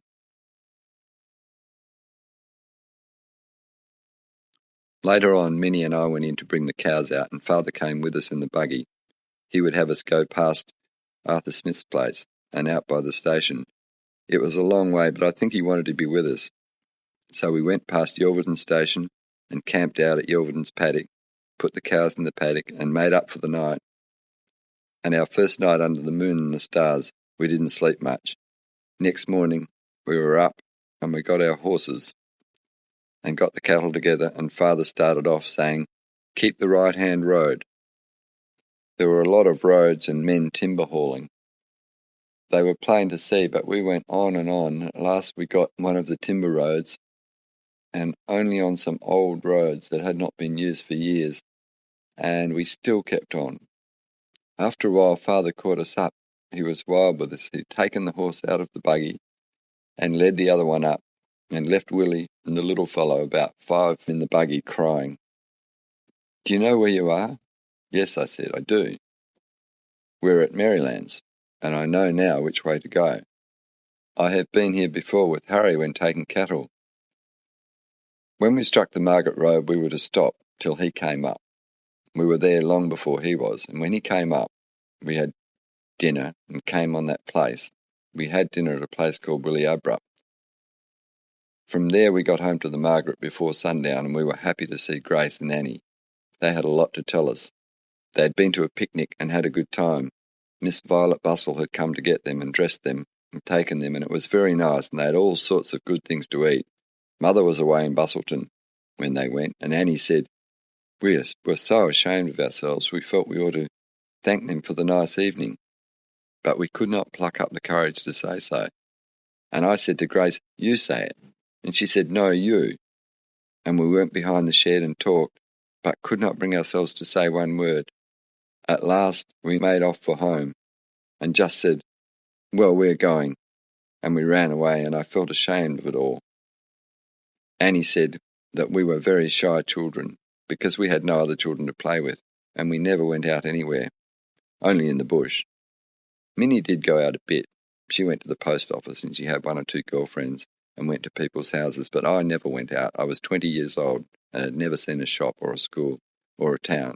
I'd only been in 2 houses that were not our own. Those houses were Curtis's and Warcliffe. I knew no one, only by sight. Annie was just as bad.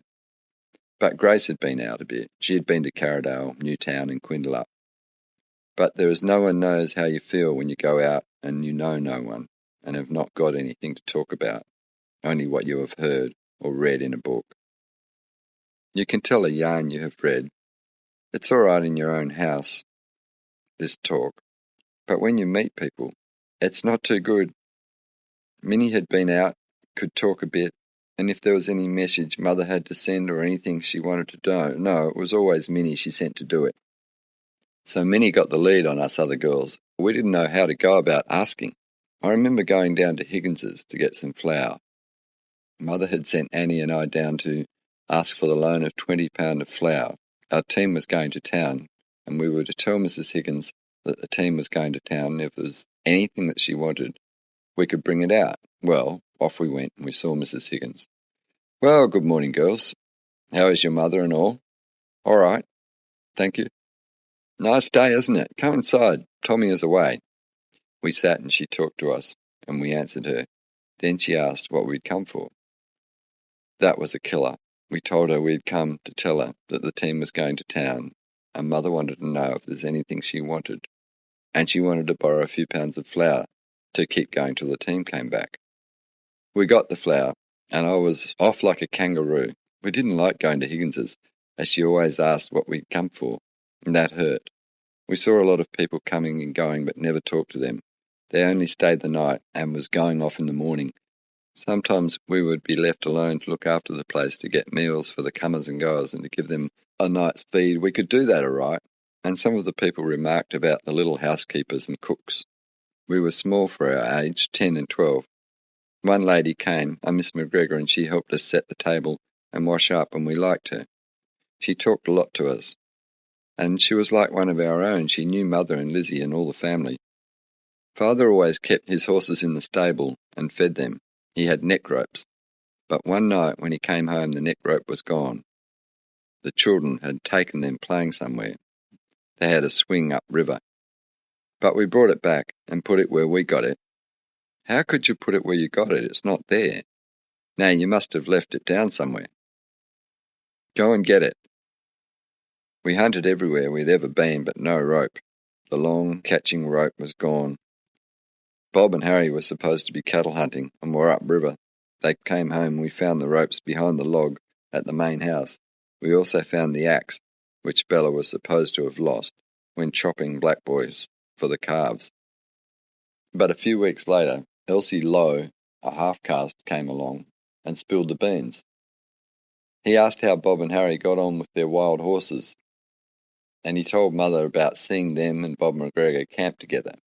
They had a big yard and a good big run, and were having a good time catching wild horses and riding them. That is where the neck rope was. Also the catching rope. And they all came home, but Mother said nothing to the boys. The poor fellows had had a bad time on kangaroos and damper, and she didn't tell Father either, for she was afraid of a row, and that he would hunt the boys off.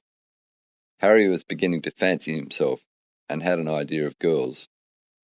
There was Amanda Stevens, same age as himself, and Edie Adams at Warcliffe, also Miss Violet Bussell, who had to pull Harry's foot and liked to do it, and Harry could not keep away from Warcliffe. Every evening he would go down there, which meant a clean pair of pants, white moleskins and clean shirt. The pants always had to be washed white, or we would hear about it, and they were hard to wash and so dirty. All the yard muck and milk, and he used to help Violet to feed the calves and help wash the buckets and clean up. And he was a great man, he thought, with the girls. Bob had given all that best, but we little girls had plenty of work to do. We milked and fed the calves and pigs, kept the calves washed and did a lot of making and mending. We got the wood and the water and washed the floors of the house, and we had to give time to our lessons, reading and writing, so there was not much playtime.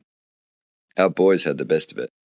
They were lucky to have a home, for in the good old days, men worked from daylight till dark and only got 6 shillings a day. If you were in the forest, you would hear the men's axes when the birds had gone home to roost, and they had big families to keep. All the week they would work hard, and Sunday would be spent in hunting kangaroos, birds, or fishing for food for the next week. They had big families, and the children grew to be fine big men and women, and good men too. Those class of men are not here today. The men and women of today have no backside in them. They don't work. They can't and won't. I've employed some of them to do a bit of gardening work for me. 4 days at £2 a day, 1 chain of ground dug in a funny sort of a way. I would be ashamed of myself if I could not do it in 1.5 days, and dig it well. That is, as things are now, as I write in 1956. But I will go back to 1888. Minnie and I went to the Cape to hunt up the dairy. We got our cows together and stayed at the old house, which had now been reduced to a camp. Everything had gone out of the house, only 1 table and 1 chair. There was 1 old wooden bed, some pots and pans, but no cups and saucers and plates. We had some old mugs and tin plates and a camp oven. The old oven Mother had was gone. There was a few rusty knives and forks. Father came in to go ploughing, and he brought in our milk dishes and buckets and food. We started to milk. We had to put the yards in order, and the calf pens. The dairy had to be lined to keep the dust out. We got 9 cows, and off we went. Father was ploughing. We milked and fed the calves, and then I went out to pick sticks and ferns out of the road. Minnie was housekeeper. Sometimes Father would get me to walk along by the horses on the ploughed ground. It was heavy walking, and I took my old boots off. In May and June, Father finished the ploughing and went out to the Margaret and took some people up from Carradale to Busselton. Minnie and I were alone, and Father had put 2 men on to clear the ground down near the brook, called the Plain, and they had finished, and he went to Margaret to get the money to settle up with them. August came. This I remember well, the day Jim Armstrong was born, August the 13th, 1888. Lizzie was at Jingamup, and he was getting the potatoes ready, and Father was going to go to town, and he would take those potatoes in for them. Lizzie took ill, and Father was there. She left the swamp and went off to the house, and Father came down to the old place, and Jim came with him. Father caught his horses and harnessed them, and off he went for Mrs. Turner to nurse Lizzie. Jim stayed on. We were making bread in a camp oven, and Jim stayed to see that loaf cooked, and when it came out, he had a cup of tea and a cut of the bread from the hot loaf. We didn't know that Lizzie was ill. Father went out and got Mrs. Turner and brought her back to Jingamup, and Mrs. Turner was only just in time. Father, on the road back, he met Jim coming, just halfway, and Father was wild with Jim. He had left Lizzie alone, with no one with her, only the little child, and he'd gone 7 miles to bring a woman, and was only just in time for the birth. Father told us that Lizzie had a baby boy when he came home. He'd waited to see the birth over before coming away. Lizzie was all right, but wasn't he wild with Jim for leaving her on her own? Next morning he went up to see the baby, a long, dark, skinny baby, very dark. They had already fixed his name, Clarence James, born August the 13th, 1888. When they were still at the Old Margaret Bridge, Father took up a block in Bob's name. He could not get a block in his own name, because he had land at the Cape. That was the Lands Department law, so he took it in Bob's name. He got it surveyed. He was lucky the surveyors were in the district, Fred Brockman and Ridley. We could not get a further lease of the bridge. John Bussell would be coming home and taking over the estate, and Mrs. Brockman would have to move out. So we had to get somewhere else to go. The halfway house was too good to lease. It was ready money, and we had a market for everything we had to sell. Mother thought it over, and so she thought that now her girls and boys were beginning to grow up, that it could be managed to keep the 2 places. Bob could go in and live at the Cape and improve it. If he only improved it, he could be helped from the Margaret. To this Bob agreed. But they had first to build a house on the block at Ellensbrook, or Glenbourne. Mrs. Brockman would shift to Ellensbrook, in the old house on the beach. Father was in town, and Mrs. Lockhart had heard that Father was leaving the bridge, and she said to him, "I say, Mr. Keenan, I will sell you that place of mine at the Margaret. I hear that you are leaving the bridge." "Yes, Mrs. Lockhart, but I have already got a place on the Ellensbrook. I will go there." "But I will sell it for you." "What do you want for it?" £400. "Well, when you see Mrs. Brockman next, you tell her that Keenan is going to buy it. He has offered you £500, and she will buy it." And Mrs. Lockhart lost no time. She told Mrs. Brockman, and Mrs. Brockman said, "Oh, Mrs. Lockhart, don't you sell that place to Keenan. I want it so bad, I will buy it off you. And I'll give you the same price as Keenan." And she bought it, and once Father built his house, he was intending to apply for a licence for a wayside house. He applied, but M.C. Davies opposed him, as it was too near to his mill and would upset things. Mother was glad Father didn't get it. John Bussell came home and took charge. Mrs. Brockman went to live at Ellensbrook, and our time would be up that year. Our house was going up fast. Mrs. Brockman had built a large barn and cowshed on her place. She had given it the name of Burnside. Mrs. Lockhart's maiden name was Margaret Burnside. She had a man working on the place, the name of Tim Connolly, and the boys used to go over to Burnside and play cards with Tim. He was Irish. One night some cattle came and got into the crop. Connolly was very wild about it. He said it was Keenan's cows. It was not Keenan's cows, but he came and told us it was. So the boys, Harry and Bob, made up their minds that they would give Mr. Connolly some cattle to hunt. They got 2 big bulls, and when Connolly got into bed, those bulls started out in the crop, ringing, and Keenan's bullocks was in the crop, Connolly thought, and he got up and went to put them out. When the boys saw him coming, they stopped to ring the bell. When Harry's bell was not ringing, Bob went further on. He would start off as a bullock feeding, and Connolly was running from one bell to the other. He had a lot to say to Keenan's bullocks and Keenan and what he thought he would do in the morning. In the morning he came over and told Mother that the bullocks had been in the crop all night, and he had been trying to get them out. He was wet to the skin and he had to leave them now. The bullocks had had a good feed and done 50 pounds worth of damage. He expected Keenan to pay for the damage. He could not find the bullocks this morning, or he would have started right up to Bustleton with them and put them in the pound. So now you know what to expect. Mother told him that the bullocks were not here, that they were down at Wallcliffe. I know that they were, Mrs. Keenan, for I was up the best part of the night after them. Our boys had it in for Connolly, and he always had a lot of tales to tell. Bob had heard from the Furlongs he was one of the men who was working on the line and got away with £60 from poor Mrs. Furlong's boarding house. It was not all board. He got money from her to send to his poor mother in Ireland. And when Bob was coming home from the northwest, he stayed at Furlong's in Wellington Street.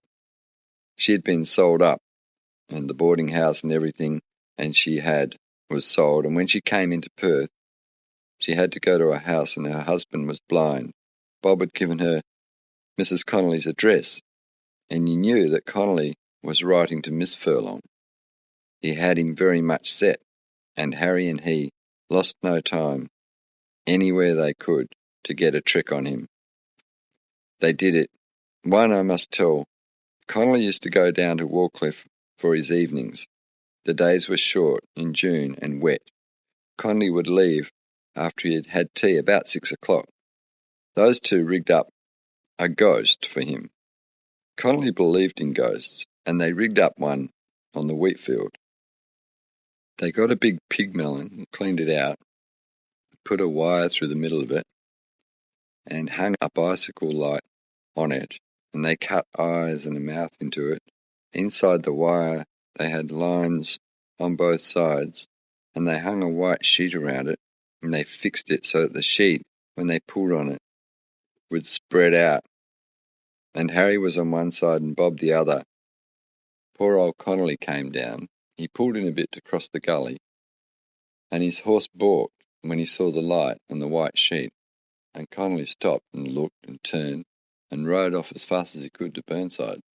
He told everyone that he had seen a ghost at the Wheatfields Gully, and he asked if there had ever been anyone killed there, and he described the ghost to John Bustle when he came home. He went to Bustleton and used to stay at old Mrs. Higgins at Seaview. They were very nice people. Old Mrs. Higgins always had a drop of whisky. Tommy Higgins and Lizzie Dawson were engaged to be married, but could not get a place to live. So Mr. Bustle let them the old bridge. Our time was not up for 6 months, and our new house was not ready. Tommy came out and brought his things out, and a cartload of stuff. Mother didn't know anything about Higgins and Bustle's agreement, and she could not let him put his things in the house. She got them to stack them in the storeroom, and John Bustle came then to move us out. Bob was there, and Bob just let Bustle set him back. He told John that our lease was not up. Also, if it was up to Bustle, he would have to give us 6 months' notice. Bustle had his big law book with him, and Bob said, "Read your book," so Bustle had to give us notice. When our time was up, we moved into our new house, July the 12th, 1889, Glenbourne, on the Ellensbrook. Father had named the place Glenbourne. Our next trouble was a teak log that washed up at the beach between Ellensbrook and New Cardup, the south side of the brook. Father saw it, and he told Mr. Bovell. and they put it up and salvaged it. Bovell bought it. There was another smaller log near the brook on the south side. When Bovell told Father he had bought it, he told him to remove it to the farm, and he would send 2 men out to pit-saw it. Father and Harry took the bullocks down and brought the log home. Connolly then put the log up for sale and bought it. Then he reported it that the Keenans had stolen the log and removed his log from the beach at New Carter. Father got a summons to appear. He went in, and Bovell was there. Father made his statement, and he was asked if he had any witnesses. "Yes," Father said, "I have." And he turned to the back of the court and said, "I want 2 summons, one from Dr. Lipper, his worship, and the other the clerk of the court. Those are the 2 men who sold the log. I have the receipt." The case was dismissed. Connolly got nothing out of that. His next move was to pound a horse. Fred Bustle and Connolly went down fishing to Quaramut Bay. They were there for a time, but without getting any fish. They started home, and coming around by some trees, they heard a bell, and Fred saw a big grey horse, which he thought was his. When he looked at it, he saw it was Harry's big grey, and he said, "That's Keenan's." And he rode off, and Connolly, hearing it was Keenan's, thought, "Here is a chance." And he hunted the horse along. Fred didn't want to have anything to do with it, and he rode ahead and called in and had a word or two with Father and Mother. He told them that he and Connolly had been fishing, and that he had seen the grey horse we had been looking for at the old house, and that he didn't know what Connolly was doing. "He left me when I went to see the horse, and I thought he would catch me up. Anyway, I have cows to milk, so I must go." And he went down, and down the hill came Connolly with our grey horse. The horse turned into the yard, and Connolly came after him. Father went out and put the rails up behind Connolly and the horse. The horse went into the stable. Father said, "What do you want to do with the horse, Tim?" "Take him home and pound him." "Oh, well, with that," Father walked up and took hold of the reins of Connolly's horse and said, "Well now, Connolly, you are trespassing. You are in my yard and stable." Connolly jumped off the horse and out through the yard and out on the road. Father left the house and followed him, saying he was trespassing, and Connolly turned and said, "I'll have you in court for this." "You can take it to hell if you like," came back from Father. The next morning, Mrs. Bustle and Connolly rode over. Father let them take the horse. Connolly went on to Bustleton and laid a charge against Father for knocking him off the horse with a rail. Connolly had just come out of the courthouse, and Father walked up. And old Mr. Cookworthy came out after Connolly had laid the charge, and he met Father. "Hello, Keenan, what's this you've been doing to Connolly? Knocked him off his horse and took it off him?" "Oh," said Father, "there was more eyes than mine watching that." Out walks Connolly, and Father said, "What's all this stuff you've been telling?" Connolly said, "You don't mean to deny it, do you?" "Look, Connolly, there was more eyes than mine watching that. Just remember there's 3 years inside for telling lies." It never went any further. Case dismissed. When John Bustle came home, he got all of his father's old hands back. Sam Isaacs and his family were at Carradale, and he got them to come back to Wallcliffe. There were 6 children. This was only part of the team of men. He had Black Georgie, Elsie Lowe, and he was set. He had to round up all the estate's horses and cattle. The horses had been running in the bush for years, and neither broken or branded. It meant a big job for John. He had to have every man he could get, and so the work started. He built yards in the bush. He had to have a good run. He was all set. Bob and Harry Keenan, his brother Fred, only a lad, John himself. Bob, before starting on the job, had an agreement with John that he and Harry would get 1 horse out of every 3 got in. They had a big strip of country to hunt, from Yelverton Station to Baranup. Off they started, John and Bob, Harry and Black Georgie. They started out after a mob of horses, and they were going good. One of them heard John shout, and he at first thought it was John giving a war cry. But seeing he was not following, they went back to see what was the matter, and there they found John. It was a bird's nest in a white ant hillock, and John was enjoying it. He was eating or sucking the eggs. Some of them had young birders in them. "Birders' nest," said John. "I could not carry them home, so I thought I would eat them." They turned again to pick up the horses, but it was too late, so they left it for tomorrow. Next day they got them and yarded 12, branded them and roped, and led the best of them home. Bob and Harry and Ellie Lowe were the riders. Bob McGregor had joined them. They put in a week handling them and had them in the paddocks. Next week they went on another hunt. They got some more horses, but not the ones John wanted. He wanted the old mares. There were some good mares, half-bloods, and one Bob had his eyes on, a bay mare called Belly, a half-blood, and a great bucker. Bob wanted a horse that could buck. None of those they had handled would buck. He agreed with John to take Belly instead of two of the others, and this was agreed on. Bob always liked to have everything in writing, and so he got John to put it on paper, as agreed to. "This is to certify that I, J.G. Bussell, do hereby agree to give Robert Keenan the mare Belly, a bay mare with a white star, branded by Mr. A.G. Bussell." It went on, and when Father was having the trouble about the log on the beach, all at once this jumped out. Bob Keenan had sold a horse with the Bussell brand on it, without any notice. Bob got a summons, and the police came out and served it on him. Mother was very upset, and they, Bob and Mother, sat up most of the night, hunting amongst their papers. At last they found the paper and all the letters that had passed between John and Bob. The policeman, Julian, said, "Give me that letter, also the agreement, and I will take it to Bussell. He can't say that that's not his own writing." This he did, and Bussell said, "I don't know whatever made me do such a thing. I think I was blind drunk. You know what it means if it goes to court, 3 years. The police took the letters and agreement to the court, and the case was withdrawn. Bob and Jack were bad friends, not speaking. John went to town in the buckboard and was returning. It was a very wet night and thundering, and who should walk into the house wet to the skin but John Bussell. He had had a breakdown, had broken the pole out of the buckboard. It was so dark, and coming round a bend, he had run off the road onto a stump and broke the pole right off. He went up to him and said, 'You dog, out of my house. You get wet or no wet. I can't and won't have you.' 'Oh, Bob, you won't do that to me.' 'Look what you did to me, you big bee. If it hadn't been for the fact that I had the foresight enough to get you to put it in writing, where would I have been? I would have had no home. It was just luck on my part. I wasn't doing 15 years. Mother kept out of the way and let Bob deal with him, and was pleased to hear him speak for himself.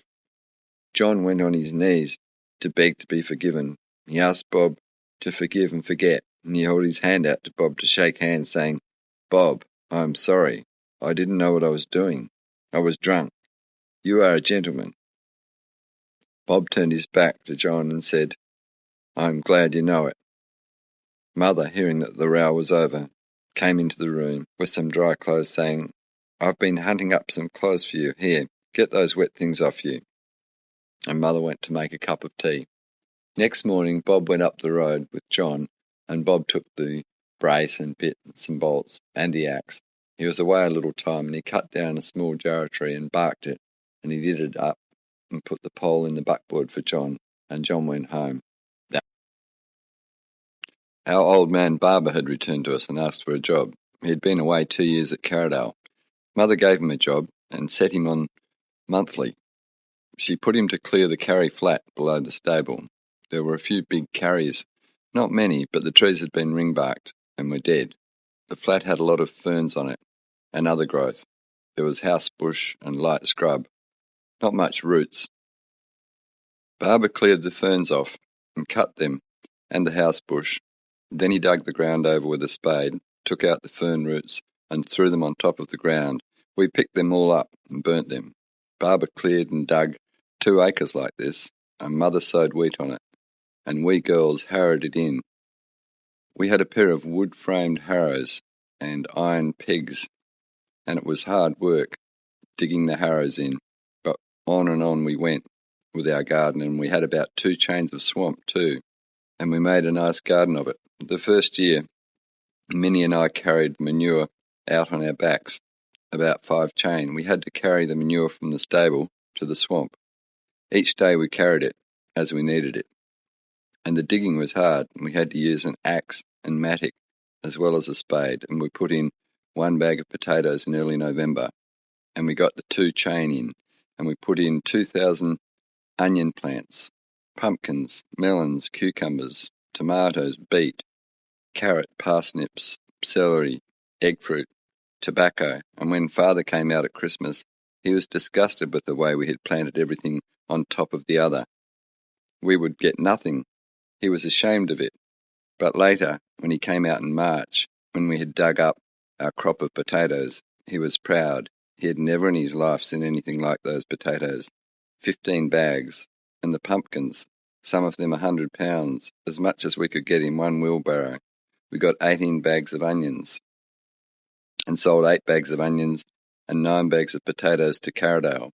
And then we sold a lot of pumpkins to Yelverton's store and fed our pigs on others. After this, we always had a good garden. The wheat we had harrowed in was a good crop.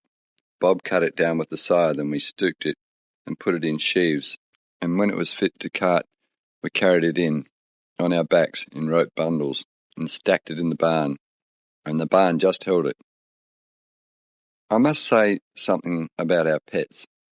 We had a pet emu and a pet dingo. The emu was doing all right, but it would often take on soap or anything around and eat it, and often got into hot water for pulling things about. The dingo would follow us about, go with us after the calves and hunt lizards and grasshoppers, but one day he killed the emu. Later on we were all down working in the swamp, and Mother came down and said, "That wretch of a dog has just killed my hen, and he has run off with it into the bush. I wonder will he come back, or will he go bush? We will have to go and get him and tie him up." Tagger did come back, and when he came, we tied him up on a chain in the barn and kept him there for a week. We didn't like the thought of killing him, but we knew it was the only thing to do, and so one day Fred Bustle came along, and Mother took him down to the barn and asked him to kill the dingo for her. He had howled all the time he was tied up, and he had pulled the horse collars down and torn them up. Fred killed him, and that was the end of our dingo. When a stranger would come to the house, he would always hide. The next year, we got Willie to plough the flat and sow it and harrow it. There was a nice big field now, 6 acres. That was a good one. So we tied it all up in sheaves, and it was carted in, and some put in the barn, and the others stooked and cut into chaff. This had to be done by hand, one feeding, one on the handle. It was hard work. But with a little help from Barbara, we got it done, and there were 2 men who came along. Barbara knew them, and they camped on the brook just outside our fence. Their names were Hannon and Bailey, prospectors looking for gold. Barbara knew there was some white quartz stone up the brook, and he took them down and showed it to them. They stayed here a week and went on to Augusta and across the river to the Blackwood. One day Barbara was reading the paper, and he read of a big gold strike at a place called Coolgardie, 300 miles from Perth. The men who found it were Bailey and Hannon. Poor old Barbara was excited. His friend Pat Hannon would be called Mr. Hannon now, and he would only be old Barbara. The people down here began to get itchy feet. MC Davies sent a team of camels up, 13 men. Mrs. Brockman sent a horse and dray, and 3 men, Connolly at the head of them. Fred Bustle was well set up with a load of stores, and off he went. He was away about 3 months. When Connolly came home, he had had news from home that his father had died. His poor mother was in great trouble. He had to go and fix things. His mother was calling on him. Mrs. Brockman said, "Oh, Tim, you're not going to Ireland. What about me? I need you so much. I can't do without you. You are my manager, and if you go, I don't know what I shall do. I cannot do without you. But I have to go back to Ireland. I'm afraid I shall have to do it. I have no money. I will want money, and I will go to Perth and see what I can do." "How much money will you want?" "I'll need about £62, said Connolly. I should think 60 will do. I cannot say, but I have to go at once. "Well, Tim, I have no money, but I will give you 12 cows, and you can take them and sell them. You will get the best price at Guildford." Tim Connolly got the 12 cows and drove them away. The father that had died was Mr. Furlong, and Mrs. Furlong had summoned him and got a judgment for the £60. He had tried to do her out of it. We know this from Mrs. Furlong. Connolly didn't go to Ireland to claim his estate. He went back to Kalgoorlie and joined a party with Simon McGregor and another man. They had put down a shaft about 60 feet and were not getting anything, and their expenses were too much. There was an old goldfield man from the east. His name was Isher Owen. He was an old hand and knew a good bit about gold. He kept hanging around prospecting, picking up stone and making an assay on it, and Fred Bustle and Connolly would ask, "What do you think of our show?" And he would answer, "Well, you never know. It's only just luck, boys." So the Connolly party pulled up their tents and shifted. As soon as they did, Ishy Owen stepped on and off he went. In 2 days he had struck a rich patch. He put in a drive, and that mine he called the Never Despair. The Connolly party returned to Margaret. Fred Bustle went share farming with Mrs. Brockman, and later he went on the rabbit-proof fence with his brother, D. Castella. He was on the fence about 2 years and came back to help work with the Burnside estate. The Warcliffe estate had been sold, and John Bustle was out of it. John had married a Mrs. Ronald, and she had died and left one child, a boy. The Ronalds had taken the child, and John had gone free. Mrs. Bustle and Mr. Brockman had split up, and Miss Bustle had taken Elmsbrook, the old place, and 12 cows as her part of the Warcliffe estate. Mr. Bustle's will had said that the girls had to be paid £50 each from the estate, and when the estate was sold, they put in their claim against the estate and took the cows for the money. Violet took 12 cows. Mina, that's Philomena, took 12. Miss Bustle took 12 cows, and the old place at Elmsbrook, and Miss Violet Bustle married De Castella, and Mina married Mr. Terry, and Miss Bustle lived a single life and died in old age. The new road had been surveyed from Carradale to Newtown, 4 miles inland from the old coast road. The caves were opened up at Yellingup, and Yellingup were the first caves of any. We had known of this hole, as we called it. How it came to be opened up, Fred Seymour and Ned Dawson were out wild dog hunting. They'd caught a lot of wild dog pups and saw some others. They saw some go down little rocky places, and when they came to this hole, they looked down to see if it were possible for a dog to go down. They said to one another, "Next Sunday we will bring a rope and go down this and see what it's like." So next Sunday they went out, and Ned went down first, and he had the rope. And Fred said to Ned, "Now you come back, Ned, and I will go down and see it." And Fred went down, and he decided it was a fine sight, what they could see of it. Fred said, "We will have a picnic next Sunday and have a good look. We will have black boy torches as candles." So when next Sunday came, all the Keenans, the Curtises, and the Seymours went to the cave to have a picnic. And we girls, and old Mrs. Seymour, and Mrs. Curtis and her girls, and her baby, all went down to the first floor, and we had our picnic down there, and we gave her a good look over it. We had black boy rushes for torches and candles, and plenty of paper and matches, and we went right down to the crystal floor that is the bottom. No one had ever been below that, and we thought it beautiful. All the people came next Sunday from around Quindalup, and some from Bustleton. The caves were advertised every Sunday for a long time. The government formed a caves board, and Ned Dawson was appointed caretaker. Then they built the caves house in 92, and Mr. and Mrs. Dugdale were manager and manageress. They started the caves in the southwest. The Lake Cave and Mammoth Cave were opened up. Tim Connolly was appointed caretaker, and many amusing tales have been told about Tim. One, when they were putting the staircase down the cave, one of the workmen said, "We must have a ghost in this cave," and they collected a lot of old bones, some dog, some kangaroo, and put them in the cave. They were nicely placed together. but the head they could not find. They reported that they had found a man's body, and the doctor and the police came out and brought a big coffin, and when the doctor looked at the bones, he said, "These are not human bones," and went back out. But Connolly always told the people who came to the cave that they were the bones of old explorers, and they believed it. John Bussell of Warcliffe was the first man to explore the caves, and the first man to fetch it under the notice of the government that someday the caves would be an asset to the district. He had the coast reserved for the caves. Jack's story is that my brother Harry was driving cattle through Nukardup's thicket, and there is a lot of caves in this thicket. One of the cows gave a calf a poke and sent her down the cave. The cave is only like a hole or a wide well to look at, and he went and told John, and John thought he would go and have a look, and he did. Then he thought, I'll go down that thing, if only I can get someone to let me down on a rope.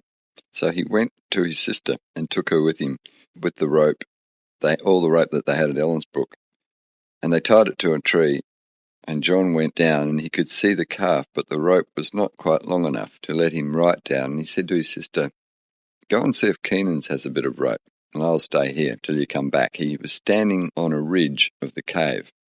Miss Bussell came, and she got the rope and went back. John had let go of the rope, and he'd gone down, and he was with the calf. The calf had not fallen right to the bottom of the cave. The cave was not a well, but it went down about 30 feet, then took a turn, which made a landing at about 50 feet. Then, when Miss Bussell came back, John told her to send the rope down, and he would put it around the calf and come up the rope, and then he would pull the calf out. This he did. He put the rope around the calf's shoulders and climbed up the rope himself, and he and Miss Bussell pulled the calf up. John brought up a lot of pretty stalactites, and after that he wrote letters to the Lands Department and explored all the caves there were on the coast, and he wrote about them. People didn't take much notice of John when he said, "I have been in the eastern states and in the caves over there, and they have nothing on our caves." John should have been the caretaker. In 1901, the caves were opened up and were a great thing for the southwest. This was only 10 years after John Bussell had found some of them. Mr. Gale brought Warcliffe, and he had taken up a block of land up the river at the back of the Burnside paddock and fenced it in for a back run for his cattle. The cattle needed a back run and ironstone water. This paddock made it very encouraging for us taking cattle up the river, also for going to and from to the siding with goods and for goods, which was nearly always done on horseback. It was a long way around by road, about 8 miles or more by road, but only 4 by the bush track. But Gale had fenced in our bush track. Well, we wrote to Mr. Gale telling him of the inconvenience it was to us girls and asking that he would put a gate on it for us.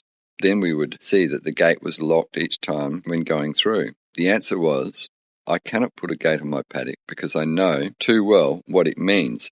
You girls would forget to shut and lock the gate. Others would want to do the same and start using the track, and soon my gates would be forgotten and slung at the side of the road." Davy's timber concessions were running out. He wanted to get all the timber he could get before it ran out, and he had applied for a further concession, but he could not get it. So he started to run spur lines through the forest and put on more fallers and sleeper cutters and run a line out over the big brook. As Gale's block was in his concession, the men went in and felled trees over Gale's fence, and everywhere they came to the fence, they cut the wire. My sister and I were out hunting, and we noticed this and said to ourselves, "Now is our time. We will have a road through here and cut out this 4 miles. Sunday mornings we started to blaze our own road.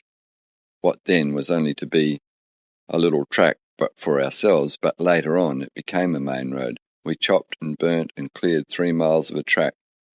We struck the old brook where Davies had put the bridge on for the team to cross. That's where we made our crossing. It is today the same crossing. We were able to cross with the sulky and spring cart, The neighbours used our road. The mail travelled this way. It's the road today, and it links up with Caves Road, and it was the only road that had the trouble of getting the roads board to take over. It is the main roads board that maintains it. When we put the road through, my sister and I were alone. The boys, Bob and Harry, were on timber mill at Pemberton.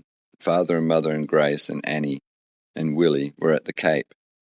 We were milking here. We had to get our butter away each week, also the eggs and other things. We had to sometimes carry them on horseback in a box with the butter, or a box with butter and eggs, and bring our stores back on horseback.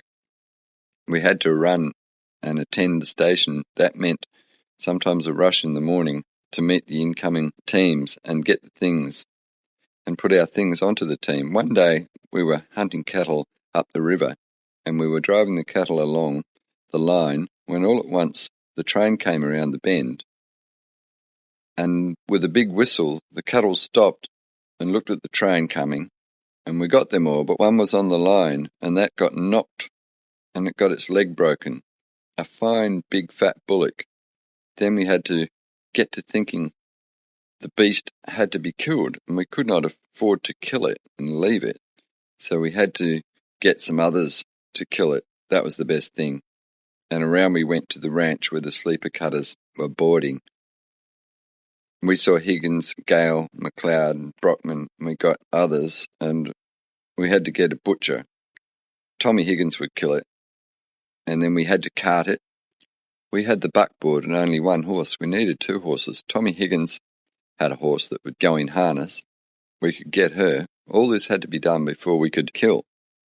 Tommy killed the bullock, and we got our orders, and I got the horses and buckboard and started off. First the mare went down the hill, but the steep hill on the other side of the brook she stopped dead and would not go. We could not get her to move one step, and we were stuck with the empty buckboard. What were we to do? The beast was killed and sold, and we could not deliver it. At last my sister Annie thought of a plan. She went down to the house and put on a pair of spurs, and on the mare she jumped. And Minnie was in the buckboard with the reins, and they gave it a whack and hit with the reins, and Annie stuck the spurs in the mare, and up they went. We got the meat all delivered, and we collected the cattle and were taking them to the Cape when one of the calves knocked up. Minnie and Annie had to camp all night at Maryland's. They had no tucker, but didn't want to leave the cattle. They had no rugs, but we never travelled without matches. They lit a fire and lay with their heads on their saddles, and morning came, and they got the cattle together. The wild dogs had howled all night. The cattle had not gone far from the camp. They had some of Abby's cattle, so they put into Abby's.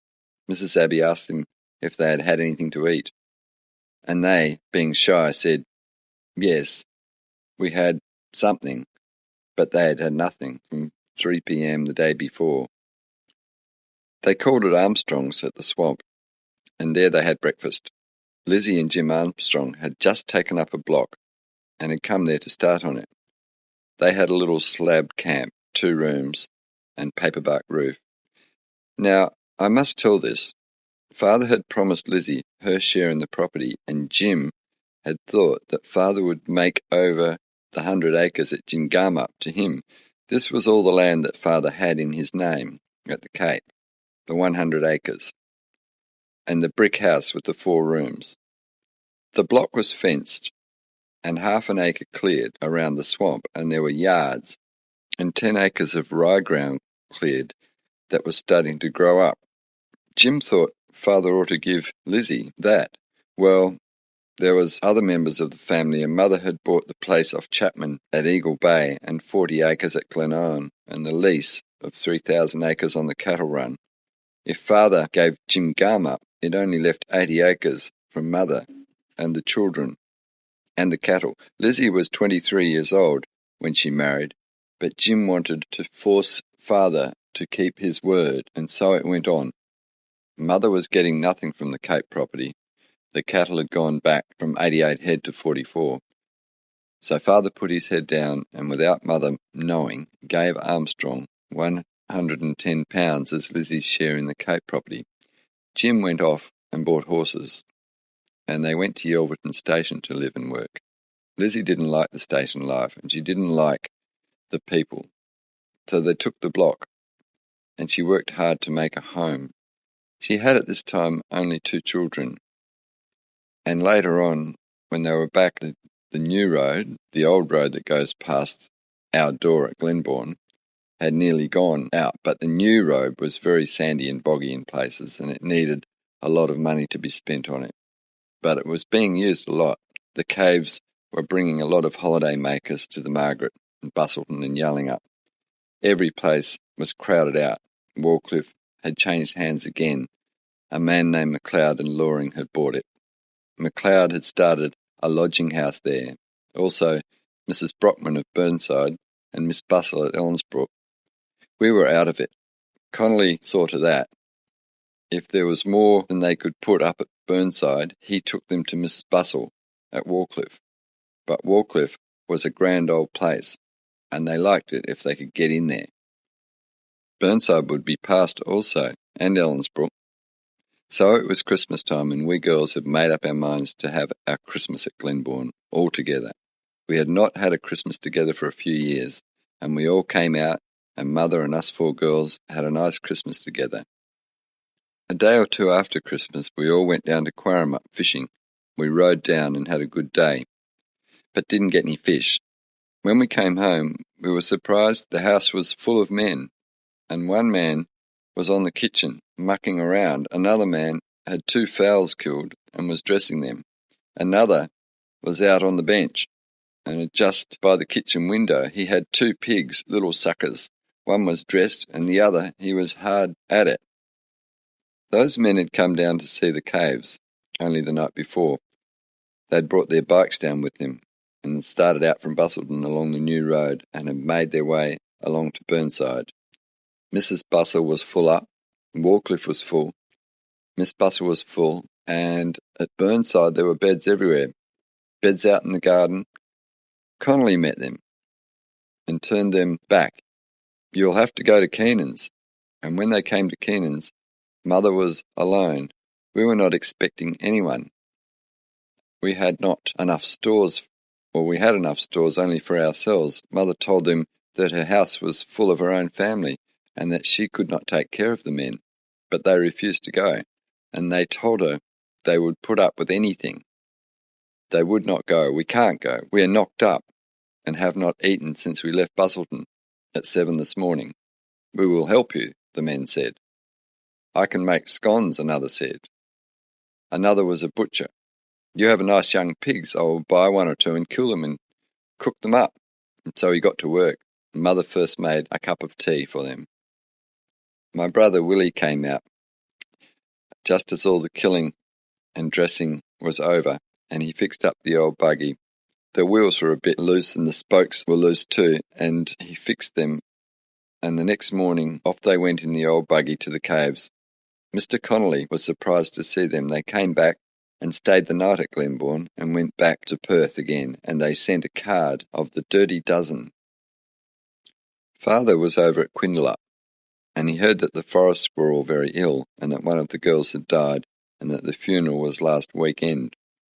No one from Quindalup had been to the funeral. They had brought the body in a spring cart. Only one of the Forrests followed it. They were all very ill, and no one cared to go out to there, so Father said to us, "I'm going to see the Forrests today. I have not been friends with them for years, but they are all down now, and no one seems to care to go near them. The doctor has been out to see them. He was called to see the girl before she died, but was too late. I am going now," and off he went. When he got there was only Mrs. Forrest and Gavin, who had only just got up, and he was knocking about, trying to do what he could. Mrs. Forrest told Father that they didn't have a pound of flour in the house, and not much tea or sugar, and she didn't know where or how they would get any. Their credit was stopped, and that they had foreclosed on the property. They had not been able to pay their interest, and Father said, "I'll see what I can do for you." If you send someone down in the cart, I can let you have a bag of flour and a few little things that you might want. So Gavin went down, he got the things, and Father went, and he saw them again. He had a big talk with the boys. There were 4 big boys, and they could get work at Yelvin Station. Those boys could take over the place, and he, Father, would sell them a bullock team to work. He would sell it on a bill of 6 months, £100. This he did, and Father himself went in, and he got others to take the place for 6 months, and the Forests got the team, and were going good. Father got paid for the bullocks, and he paid the interest on the instalments of the property, and then the boys and the family began to quarrel between themselves, and they chucked it in, and one went here and the other went there. 2 years went by, and they foreclosed and sold the place for £300. Charles House bought it. I will give you this while I'm on the house. Mrs. Charles House was a smith. Old Smith, Mrs. House's father, had a place on the beach where he used to go crops. Smith had a big family. Old Forrest was a policeman. He had a family and was looking for land. He took up the Thornhill property. Smith had this place further along that he owned. He owed Cross £40. Cross was a storekeeper, and Smith gave Cross a loan of his farm. And Forrest came to know the ins and outs, and he bought the place off Cross. And anything that could be done in those days, Smith had a field of rye just fit to cut. He also had his garden, potatoes and veggies, all just ready. Forrest bought the place and took the crop. Now, House and Fanny Smith bought Forrest's place with crops on it, and Forrest had to get out. He had a place to go to, a place down at Wingy Sam's Rock.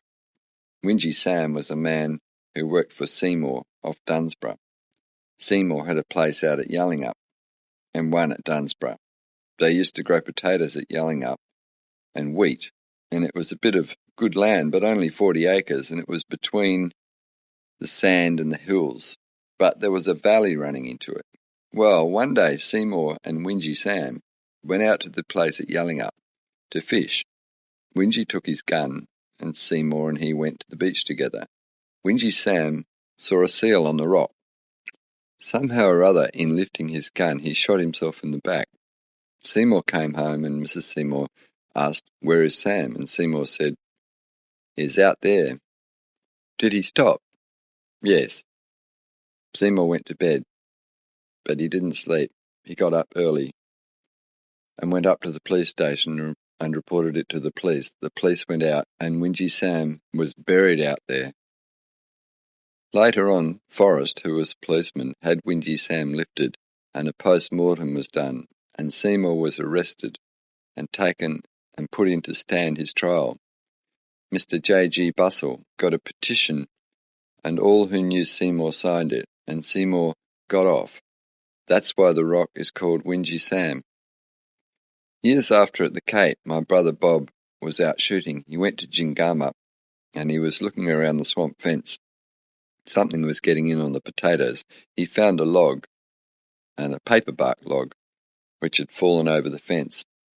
And he bent over that log, and something had been getting into the swamp under the log, and it was raining, and the log was slippery. He stood on the log with his gun, one hand resting on the log. The gun slipped off, and the bullet passed through the back of his hat.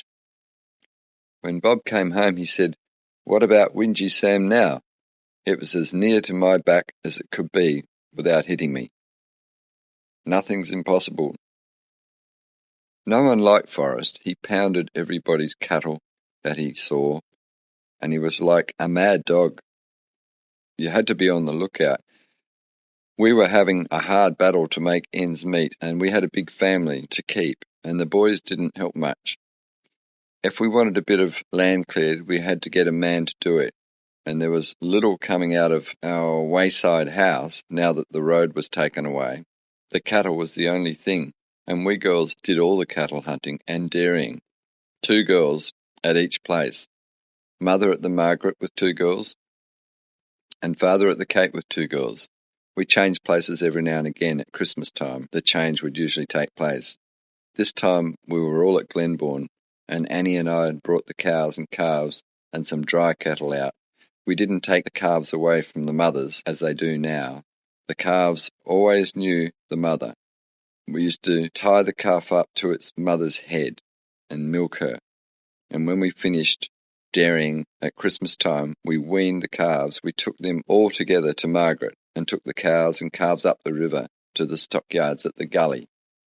We put the cows and calves together in the yard. That next morning we would go out and get the cows out and drive them up the river and bring the calves back home. The cows would come back to the yard thinking that the calves were there, and they would hang around. Minnie and Grace took the cattle up this one morning that I write about. At Yelgadup there was an old man camped. His name was Jack Warren. He had taken up a block and he was living on it. The girls noticed as they passed along the hill that Jack's horses were in the yard, but didn't see Jack anywhere. The next morning they noticed the horses were still in the yard and looked hungry. When they were coming back home, Minnie said to Grace, "That's funny, Jack having those horses in the yard. He may be ill. I'll go down and see." And she jumped off her horse and went, and as she came up to the camp, she said, "Jack, are you in?" And there was no answer.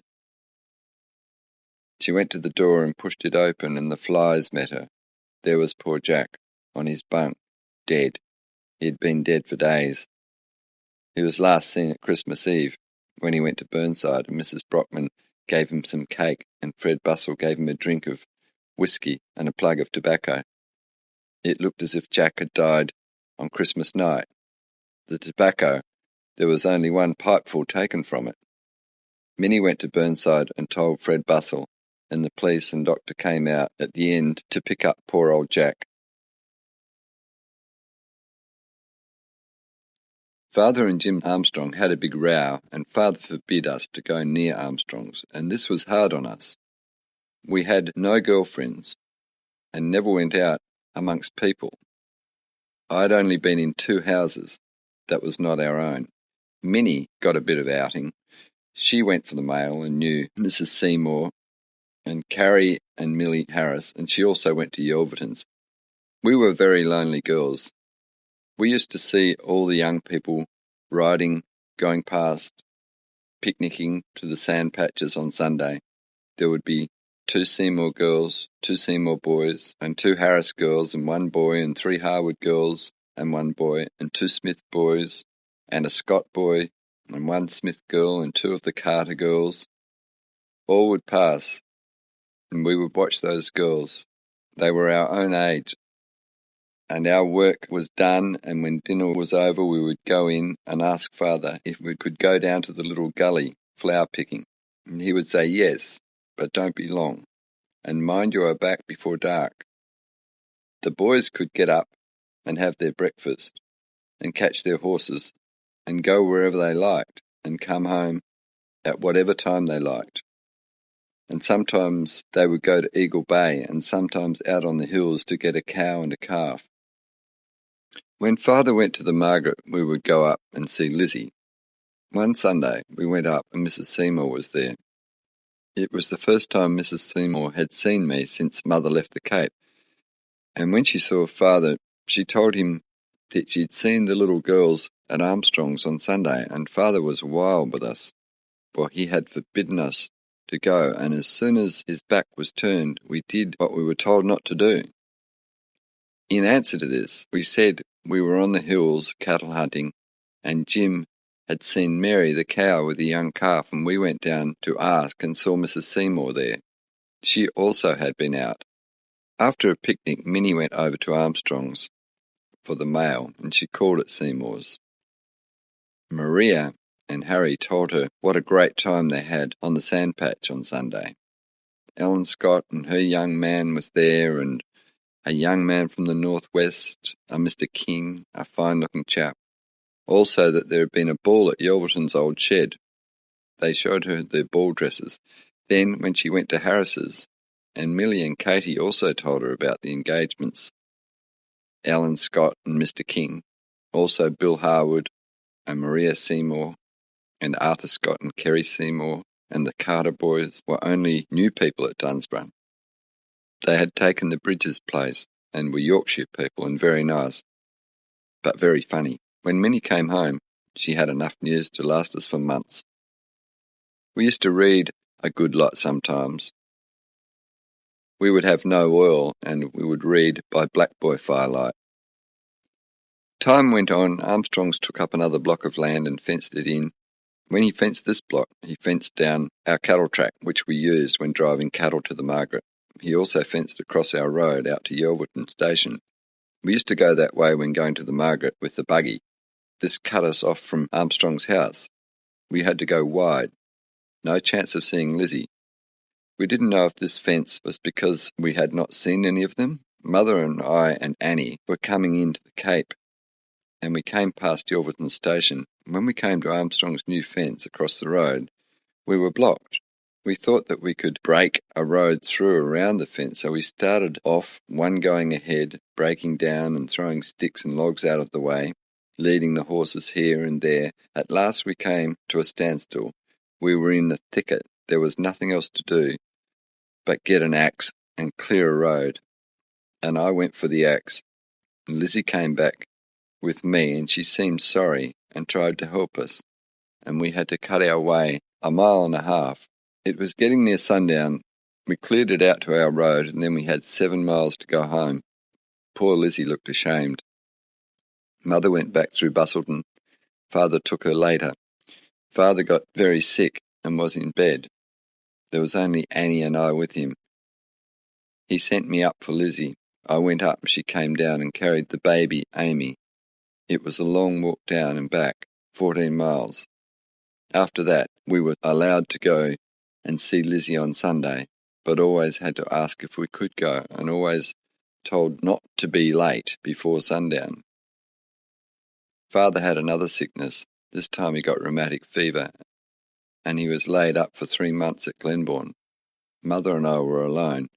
Dr. Burns came out to him and gave him some advice and some laudanum to make him sleep. One night Father got the laudanum and was rubbing his teeth with it, and he had a bad tooth, and Mother got afraid that he had taken too much. She came into me and got up and went in, and we didn't know what to do. Father was very sleepy, and we sat and talked to him all night, thinking it best to keep him awake till it wore off.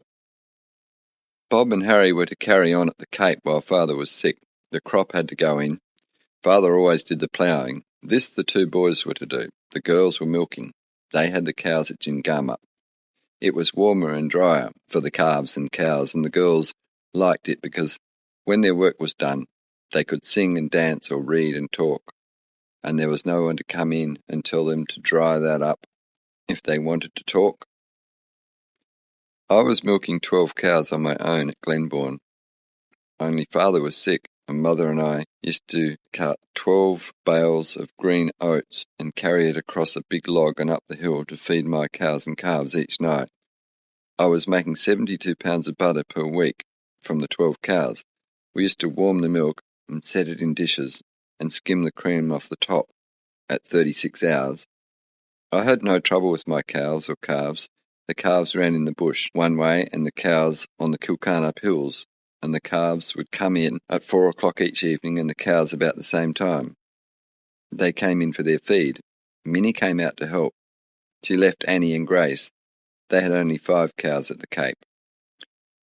The boys started ploughing at the plain where Father's wheat field was, and each day the girls, 2 of us, would walk down 1.5 miles through the heavy sand to Glenowen where the boys were.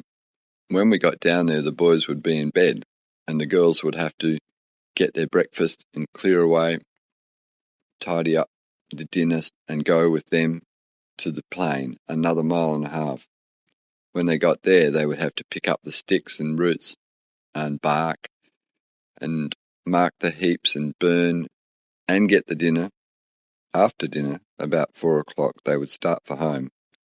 They would have to get the wood in for the boys' fire and make a good fire for them. Go on up home to Gingama and get the calves in and feed them and milk and set the milk. Do whatever mending they had to do. They had to make the bread and do all the cooking. The boys on Sunday would go horse hunting, Bill Harwood had a horse running at the Cape. He had offered £2 to anyone who could get him in. And every Sunday all the young chaps that could ride or had a horse to ride would come down. Bob would take the horse out of the plough and ride him all day after that horse. And those lot of young chaps would come in for dinner. The girls never knew how many there would be for dinner. Sometimes they would eat all the bread, and they would have to make pancakes and put them on the table as they made them, and it would keep the pan going to keep up with them. They used to curse them. They never got the horse. Someone shot him years later. He was a nuisance. When one went out to get a horse, this thing would be there, and it meant a day to get a horse if you wanted it. We often had a day after a horse. The boys put in some potatoes down the brook. They turned out pretty good, but at the time they were dug, the potatoes were only £7 a tonne, and Bob thought that the price would go up, and he would not sell them at that. The bone dust had been bought in Father's name, and it was Father who would have to pay for it. Bob kept them against Mother and Father's orders, and the fly got into them, and they were a loss. Father and Mother didn't like this. Bob had an idea that Harry could run a bit. He had a great thought of Harry if he were only trained. He was sure he would make a runner out of him, so he started. There was to be a sports day at Quindalup, and he must get Harry up. They went down into the bottom field where they would not be seen, and Bob took the tape and measured out a ring. So many laps was a mile, and he took a box out there and the clock to start them. Many times he'd say, "Now go," and away he went for 1 mile. Harry starts off, Bob with the clock in hand. He takes the laps on a slip of paper, and he gets the times too. He also gets Harry to 2 sprints and a high jump and a running high jump. They put in 6 weeks training Harry for the races and the jumping. Harry won 1 race and 1 high jump, but Georgie Buck beat him in the race and the running jump. It used to be nothing but race and jump, and every night Bob would put in hours rubbing Harry's legs. Willie advised Bob to rub them with kerosene. He thought there might be something to it, and Bob did rub them, and Harry had a pair of flannel underpants, and the flannel held the kerosene, and Harry's legs were blistered, and that was no good. When Father went back to the Cape, he wanted to know what the 2 boys had put their time at, and Bob and he had words, and Bob got on his horse and went out to Glenbourne to Mother, and things were a bit unsettled for a time. At last they got a bullock team together, and off they went to the station to work. This team of young bullocks Mother had promised to us girls for looking after the cattle. We had asked that we should have a team of bullocks that we could hire out to someone on the station, and they would be our own, and she said she would, and when the boys came, she let them take them. We got nothing, only that the boys were away from home, and we didn't have to cook and wash for them. That we were glad of. They were away for 3 months and came home at Christmas time. They brought home 3 months' washing for us. Mother was glad to have them home. The haymaking was on, and Father was hard at it. And we girls, Annie and I, were at the Cape. We were stooking the hay. We also had Nanty Curtis on the side. Father was to give him a hand with the crop at the Cape. Nanty had his all cut and cocked. Old Jim Lowe had helped him, but Father was to cart and stack it, and the boys, now that they were home, would help and finish the mowing. Bob took a scythe and went into the field with Father, but Harry got his horse and went around his usual haunts, Seymour's, Harris's, Smith's, Curtis's and Armstrong's, until after the Christmas was over and the Quindalup races, and then the boys went to Margaret and Glenbourne and up and down horse hunting, until again they went off with the team and stayed away until near Christmas. When they came home this time, they hunted up the horses and branded them. After Christmas, they went off again at Easter. We had a visit from Jim Armstrong's brother and sister and brother-in-law, Scott Armstrong. Jim had a big idea in his head that he could make a match between Minnie and Scott, and Minnie and I were out at the Margaret with Mother. Annie and Grace were at the Cape with Father. Jim took Scott down to see Father and the girls. Then he was very anxious to have Scott and Minnie meet. Jim was very fond of Minnie, but he and I never got on. He, for some reason, didn't like either Bob or I. Not that either of us had ever done anything to him. So he brought Scott out to meet Minnie. It had been a long dream of his now. It was here, and Scott didn't take on with Minnie. He liked me better, and he told Jim so, and said he would come back and see me again. And he went back and wrote me and sent me a nice Valentine's. I didn't take any notice of his letters, and so he didn't come back. But he had talked of me to his cousin Alfred Thomas, a younger man than himself. And when the boy came down, this young man, Alfred, was wanting to come and meet Bob and Harry's sisters, and Harry said, "Why didn't you let us know you were bringing a young man to stay with us?" "Oh, we couldn't knock him back with a stick. He just told us that he was coming, and he packed himself up and came." Well, he told me all about Scott, and that he had come down all this way to see us old girls. I was never Scott's girl. I said he might have thought I was, but I only saw him once, and that was only for a few days. Scott had got married and was very happy with his fine little wife. Alfred followed me everywhere, and I found him a nuisance. I would say to him, "Go help the boys. You'll find something to interest you." "I have something to interest me now," he'd say, watching me make the pudding. We had a good time while he was down. Christmas Eve, we all 4 girls and the 3 boys and Alfred and Willie Curtis and Nellie Curtis all went to our first dance at Georgie Smith's. There was 8 of us in one big buggy. Bob drove us all over and back, and Bob stayed to the dance. There were about 60 there. After Christmas, Minnie and I and Grace took Alfred out to the Margaret, where Mother and Father were, and Alfred stayed a week. And he found he got on better with Grace than he did with me. And they wrote a few letters, and Grace dropped it. Meanwhile, Scott wrote to Lizzie and told her that he had heard that Alfred was down there and that he would not recommend him to any of us girls. He was a wild young fellow and he could not recommend him. So Grace just dropped writing, and that was the end of that. Fred Maxwell comes to work near Margaret, and he knows our people well. He often comes over of a Sunday for butter and meat and bacon. This Sunday he came and brought another man for eggs and bacon and meat. His name was Jim Barker, a very nice-looking, dark man. Barker and Freddie came every Sunday, and if we were on the beach, they would come down and find us and come home with us. Freddie we treated as a brother, and he treated us as sisters. He always, instead of saying Minnie or Annie, he would say, "Here, sister, let me do that."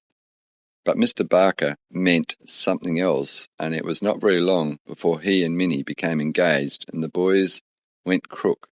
They didn't like him, and Minnie had to listen. They were engaged for 18 months, and Barker never seemed to make any steps towards getting things together to get married. He drank a good drop, but we never saw him drunk. At last, Minnie gave him the go-by. There was sports and races and log chops at Carradale, and Fred Maxwell wanted us girls to go down, also Johnny Higgins and Willie Curtis. They wanted us to make up a party and all go together, and we would have the Maxwell girls and the Rogers, and so we said, yes, we will go. We got the Dawsons 4 in hand, and off we went. Johnny Higgins and Annie in the front seat, and Johnny as proud as a peacock. There was Fred Maxwell and Willie Curtis and Grace and I in the back seat. The races were good, the sports was good, and we had a picnic and enjoyed ourselves. While the picnic was on, Annie and I talked and laughed with others. Johnny got his back up and went sulky and would not speak to any of us. And he pulled out a pocket novel and turned his back on us. all together, and this went on, and we were going to the dance, and Johnny was supposed to be taking Annie, but he didn't show up, and so we were going in soon to the hall. Willie Curtis took me, and Grace went with Fred Moriarty, and Mr. Hocking asked Annie, and she went in with him, leaving Johnny to sulk. We were a new lot of girls, and no one knew us, only our partners, and they were asked by some of the young men for an introduction, but Fred Maxwell didn't give it. It was a public ball, so the young men took it on themselves to ask each of us for a dance. Among those men was a fine, big, good-looking man who we had been admiring all the evening. He had asked for an introduction and didn't get it, so when the dance was called out, he charged across and asked Annie, "Are you engaged for this? May I have it?" And Annie and he danced together. When the dance was over, he sat down and talked to her. "You're a stranger here."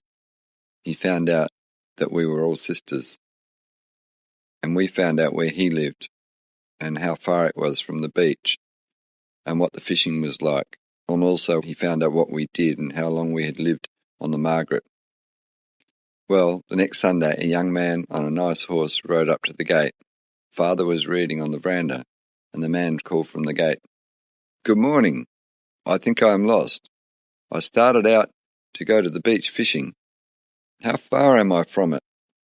By this time, Father was out at the gate. "Oh, it's not very far, about 1.5 miles. Then they started, "So this is the old Carradale Road. How long have you been here?" And then Father found out that his name was Betts, and Father knew the Bettses. And they got to talk, and Father asked him into dinner, and he and Mother talked, and he didn't go fishing. He stayed till night, and while he was here, Mother asked if there was anything at the siding for Keenan's. He said, "I don't know, but I'll look for you." "Yes, we've sent down for a bag of salt to Carradale, and it should be there. We are waiting to kill a pig, and have not got the salt." Next morning, about 8, who should ride up to the gate but Mr. Betts, and he has the bag of salt on his saddle. "Good morning. I saw the bag of salt on the platform, addressed to you, and I thought I would bring it over as I was coming out this way. I had to pass some sleepers, and he came in and stayed till night. The sleepers wasn't past that day. Next Sunday, he was here for dinner and helped us pick peas and gooseberries and strawberries. Then again the next Sunday he came, and every Sunday. At last, Annie and he became engaged. Grace and Tommy Higgins came over and told Mother and us that he had seen some of our cattle at the 10-mile brook on Sunday. He and Ned Dawson were horse hunting. Mother said, "You'd better go and look at those cattle, girls, and bring them in. There is 2 cows ready to calve." So, next morning, we were up at daylight and our dinner tied up, and we had 10 miles to ride before we started to hunt. We went to the 10 miles brook and picked up the tracks where Higgins had seen them, and we tracked them all around. We ate our dinner as we rode, and we got onto some burnt ground and picked up tracks. On we went. We were dead on the tracks, and were not looking which way we were going. We didn't take any notice of the brooks and the gullies and the flats and the swamps as we went, so we had no landmarks, and we were in new country, expecting to fall onto the cattle at any time.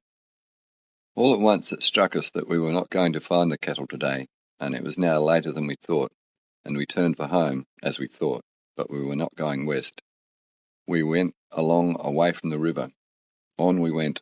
At last I pulled up and said to Grace, "I don't know where I am, do you?" "No, I don't," she said.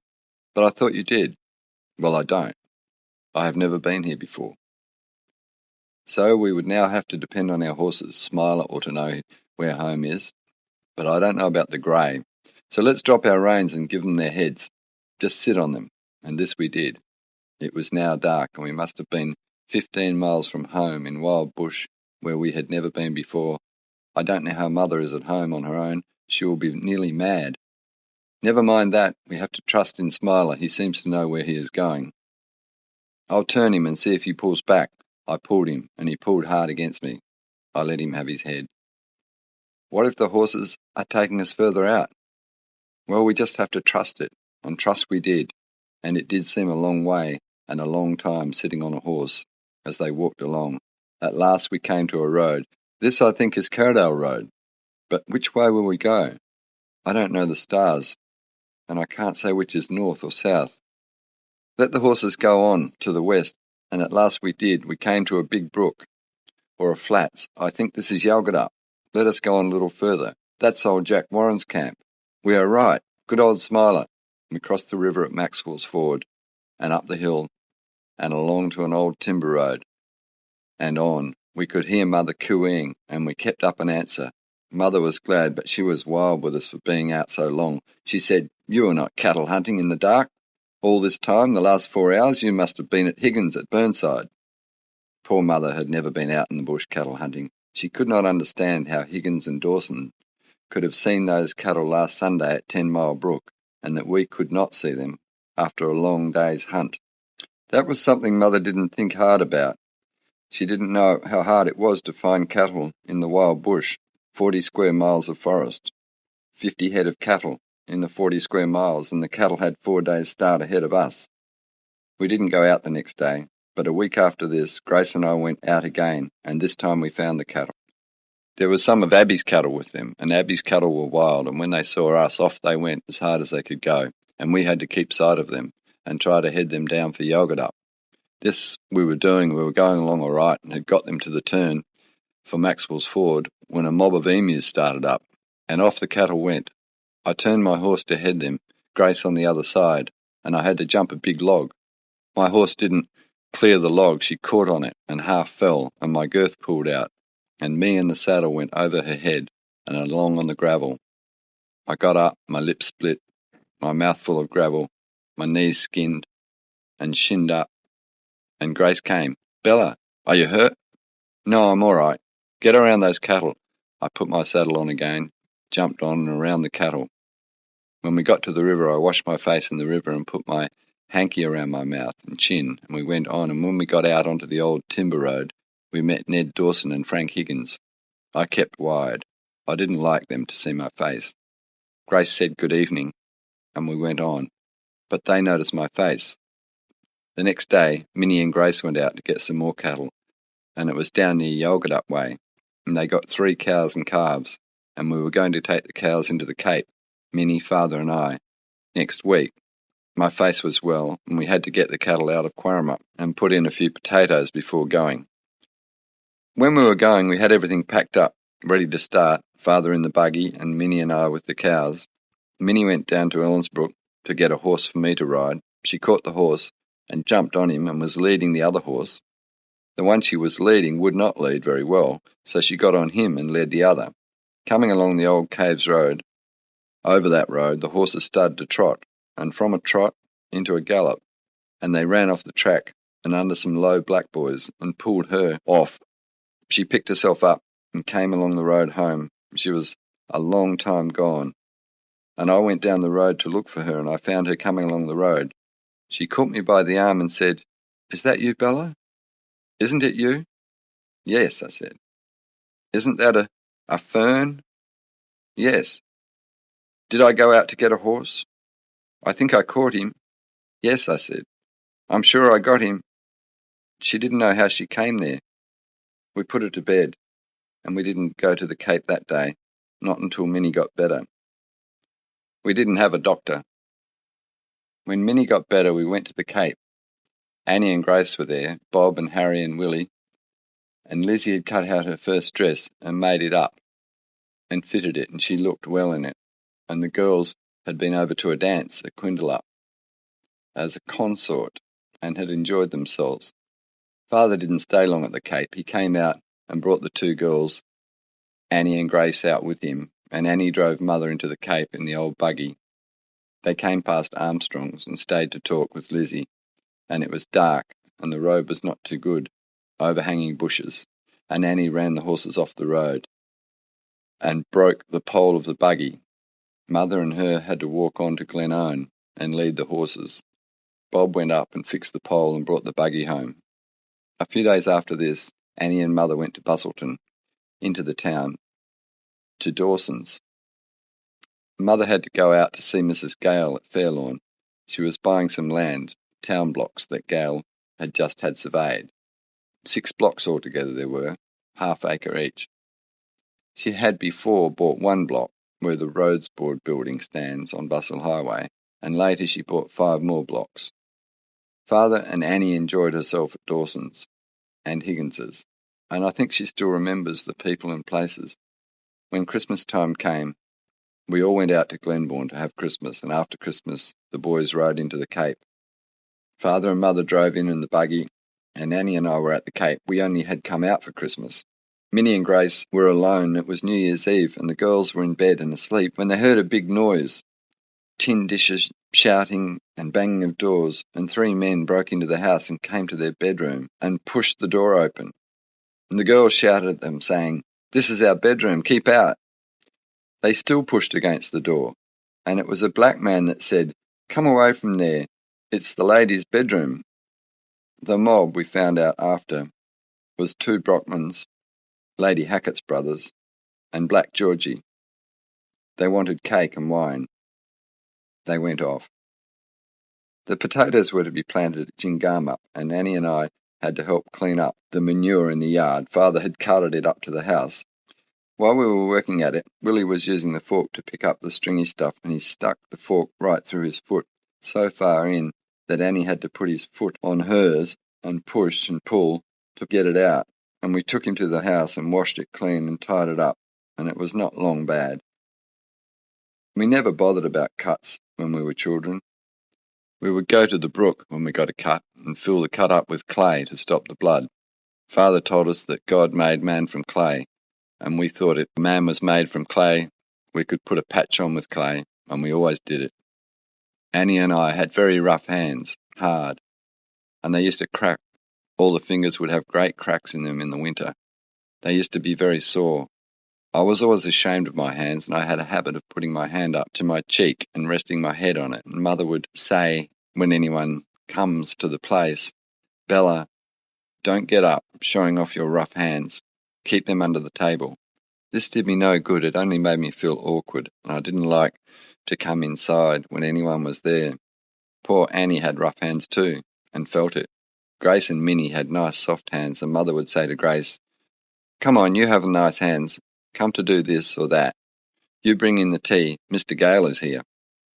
I felt my hands, but I could not do the hard work and have them nice. Digging and chopping made them crack, and when there was a big dirty wash of men's clothes, Mother would say, "Now, Bella, you do this washing. It will kill those cracks in your hands." And it did for a time, but as soon as I got to the spade work, they would open up again. Same thing with Annie. Well, the next time Mother went to town, she took Minnie, and Minnie drove her in, and they stayed at Beauville's all night, and came home very pleased with what she had seen. They had been to Sandylands and to Fairlawn. Mother had brought up a lot of dress material, and we would have to make it up. She bought a sewing machine, so we were setting out to the Margaret for a week or so, making dresses and shirts and planting potatoes. We still had to carry the manure from the yard to the swamp on our backs, but we got 2 horses and put the manure in bags and got up on the horse and took it over that way. Later we made a bridge across the brook. We cut down 3 nice, safe trees and pulled them over with the horse, 3 logs across the brook. Then we put slabs on top of them and nailed them down, and it was wide enough for a horse and a cart to cross. With this we were able to fill up the old trap and the punting cart, and it was easier. But when the big floodwater came, it took our bridge and only left the big logs. Annie and I were in at the Cape, and Mother also. Mother wanted to go to Bustleton. She wanted to see Mr. Harwood on the road to Bustleton. We had killed 3 pigs at the Cape and made it into bacon. Mother had sold the bacon to Yelverton, and Harry took it over to go up on the timber trucks. He was told to leave it with Mr. and Mrs. Harwood to see that it was put on the trucks. Harry took it and put it at the side of the line. He went down to Beach Station and never said one word to Harwood. We owed Yelverton a bit for stores, and there was 300 pounds of bacon. Mother went to Harwood to see what he had done with the bacon. She had written to Yelverton, and he had never received it. It was a big knock to Mother when we called that day at Harwood's, and she spoke to Harwood, and he had not heard anything about the bacon. Harry had never laid anything to him. We found the bacon by the side of the line, but there was jumpers in it, and such a lot of it was bad. £20 worth lost. We brought the bacon home, but it was no use. Mother and I went on from Harwood's to town, and as it was my first outing, I didn't feel at home. I felt everyone was looking at me. I was dressed in a light print dress, an old hat of Mother's, and a pair of lace-up boots, good strong ones, and I felt out of it. We stayed the night at Beauville's and went out to Mr. Gale's at Fairlawn. Mother went to get the loan of £40. She had had a notice from Mr. Cross. If it wasn't paid, he would put it in the hands of a collector. We never could depend on Harry to do anything. This was not the only time that we had to go and lift stores he was supposed to see to. Grace and I took 2 boxes of butter down to the bridge to go by our own buggy. We left it at the bridge for Harry to take down to Carradale. Harry had 1 buggy and the horses, and he was taking Charlotte Maxwell down to Carradale. He left our butter on the roadside and took all her things. He said he hadn't room for our boxes. 3 weeks after we found out that it had not gone down, and Willie and Grace went down and brought it back 4 miles, it had been standing in the hot sun all that time, and Mother had to scrape all the outside of it. Harry, we could never depend on him. I was always afraid of him. If we were on a river bank or a well, he would always come up and catch us by the 2 arms and fetch them back and make out he would push us in. One day he did, and the bank gave way, and I fell in. So I was afraid, but it was good fun for him. One day we were out in the hills at New Cardup, and we came through the thicket, and we noticed the bedding place where the cattle slept at night, and there was a lot of manure, and we said to Mother, we could pick up a load or 2 of that manure in the thicket. Could we ask Harry to come up with the cart, and we would load it? So Mother got Harry to go, and me and Grace went up with him. We were picking the manure into the cart, and Harry was looking around. There was a cave there. He got looking at it, and all at once he said, "Pups, come and look at them." And he got hold of Grace, and Grace pulled away and said, "You do, and I will hit you with this stick. Pups, 1, 2 of them. You keep him there, Grace, while I look." I looked down, and the pups were there. We could see that you could go down the cave, and we went down, and Grace and I caught 4 pups, and Harry too. And the pups got away from us down a hole.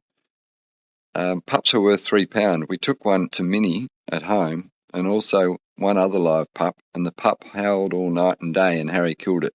That evening Harry went back to set traps all down in the cave, and next morning he took Willie with him. Willie was 13 and was all talk, what we should have done and what he could have done. So Harry and he went up, and the old dog was there and the 3 pups, but she had not got out into the traps. When Willie saw her, he picked up a long stick and off down the cave to kill her. The stick was too long. He could not use it. The walls of the cave were low.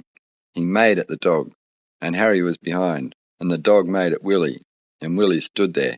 He could not move. The dog was within 2 feet of Willie, coming right for the fight. Harry, with one hand, slung Willie back, and the other, he beat off the dog, and she went up the bank and down a hole, and the pups were hiding. They got only 1 pup, and the others got away. Well, Grace and I thought we had a right to the tails of those dogs. We caught and killed them, but we got none. When we went home with the tails, we rolled them in paper. I stuck them up above the door in the kitchen, and they disappeared. Harry wanted to say that the dog ate them, but next day was mail day, and we saw Harry give them to Scott MacDonald, the mailman. When we cut away the hill at the back of the house at Glenbourne, when they built the house at the Margaret, Glenbourne was built on the side of a hill to put the house up into the cut. The house was built northwest and southwest. The south end of the house was the lower part of the hill. They set the house up north and south. The north end was dug away about 4 feet, and there was a bank at the end of the house. This meant that when it rained, the water would sometimes run through the house, and we would have to drain it. So Mother got us girls with picks and spades and dishes to dig away the hill and take it all down to the south end. We did this, we dug it away and tapered it up at the end of the house, and we carried all that earth down in dishes and built up the south side and planted fruit trees in it. We built it up 2 feet.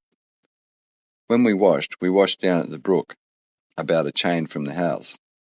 Mother made us save all of the soap suds and carry them all up that hill 5 chains and throw them on the ground around the fruit trees.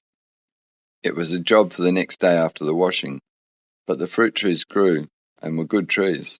The first year the ground was a bit hard and bricky, but when we worked it up with the manure, ashes and leaves from the brook, it got nice, and one year, or the second year, I was at Glenbourne alone with Mother.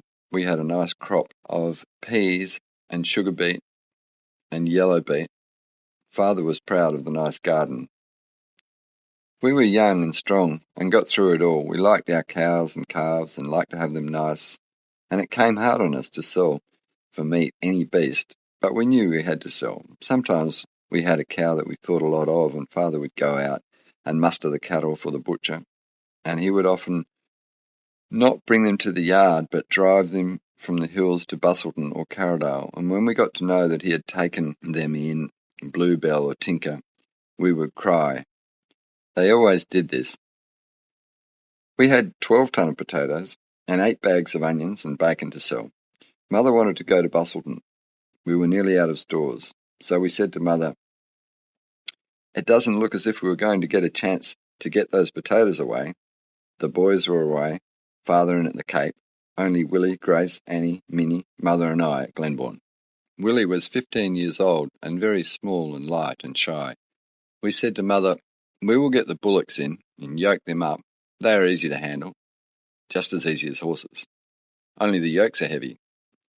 We'll give it a go." And we hunted the bullocks up, yoked them up. The 4 bullocks went down to the swamp and loaded the potatoes, half a bale at a time, and then filled the bags up. And when we got them in the cart, we did the same with the onions, brought them up to the house ready to start in the morning. Next morning, up early, tied up some food. Willie was all out for the job. He could drive those bullocks. He was sure of the team. And he went out onto the new road to Burnside. The new road had not been long cleared and had been used only by light traffic. We got onto it and went along it for about a mile. Down went the wheels, up nearly to the box on the one side. The poor old bullocks went down on their knees, but could not pull it out. We thought, we will have to get out of this. We took the bullocks out and hooked them onto the cart at the back and pulled her back. Then we started and threw black boy logs and bushes, all we could, into the bog. We made it so that we could yoke the load across.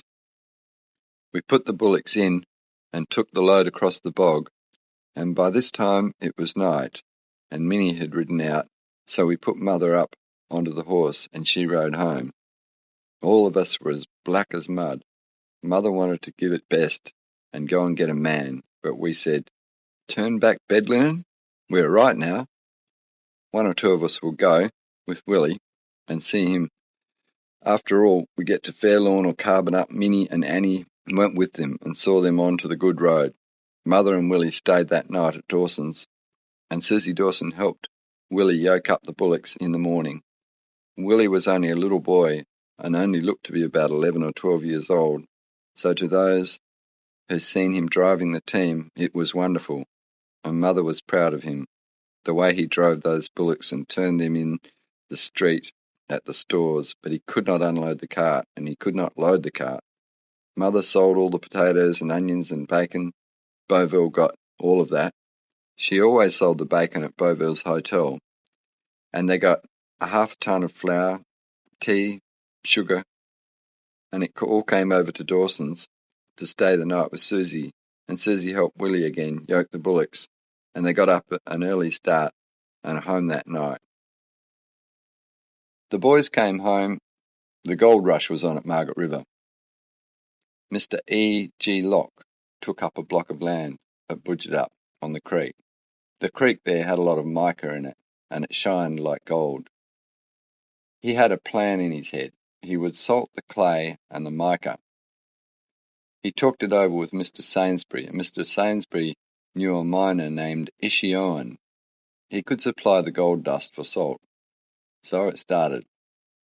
Lockhart had to get a friend that he could trust not to say anything of the goings-on. That man was Tom Moriarty. Lock went to Tom and asked him to come out and have a look at his block. Tom was pleased Mr. Lock had asked him to go with him and see the block, but he said, "I have no way of going, only a spring cart." Just the thing, Tom.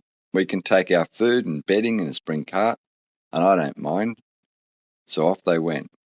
When they got out, they had a good look over the block, and Lock took from the side of the brook some clay, and he said, "I will have an assay on this. It looks as if we've got gold."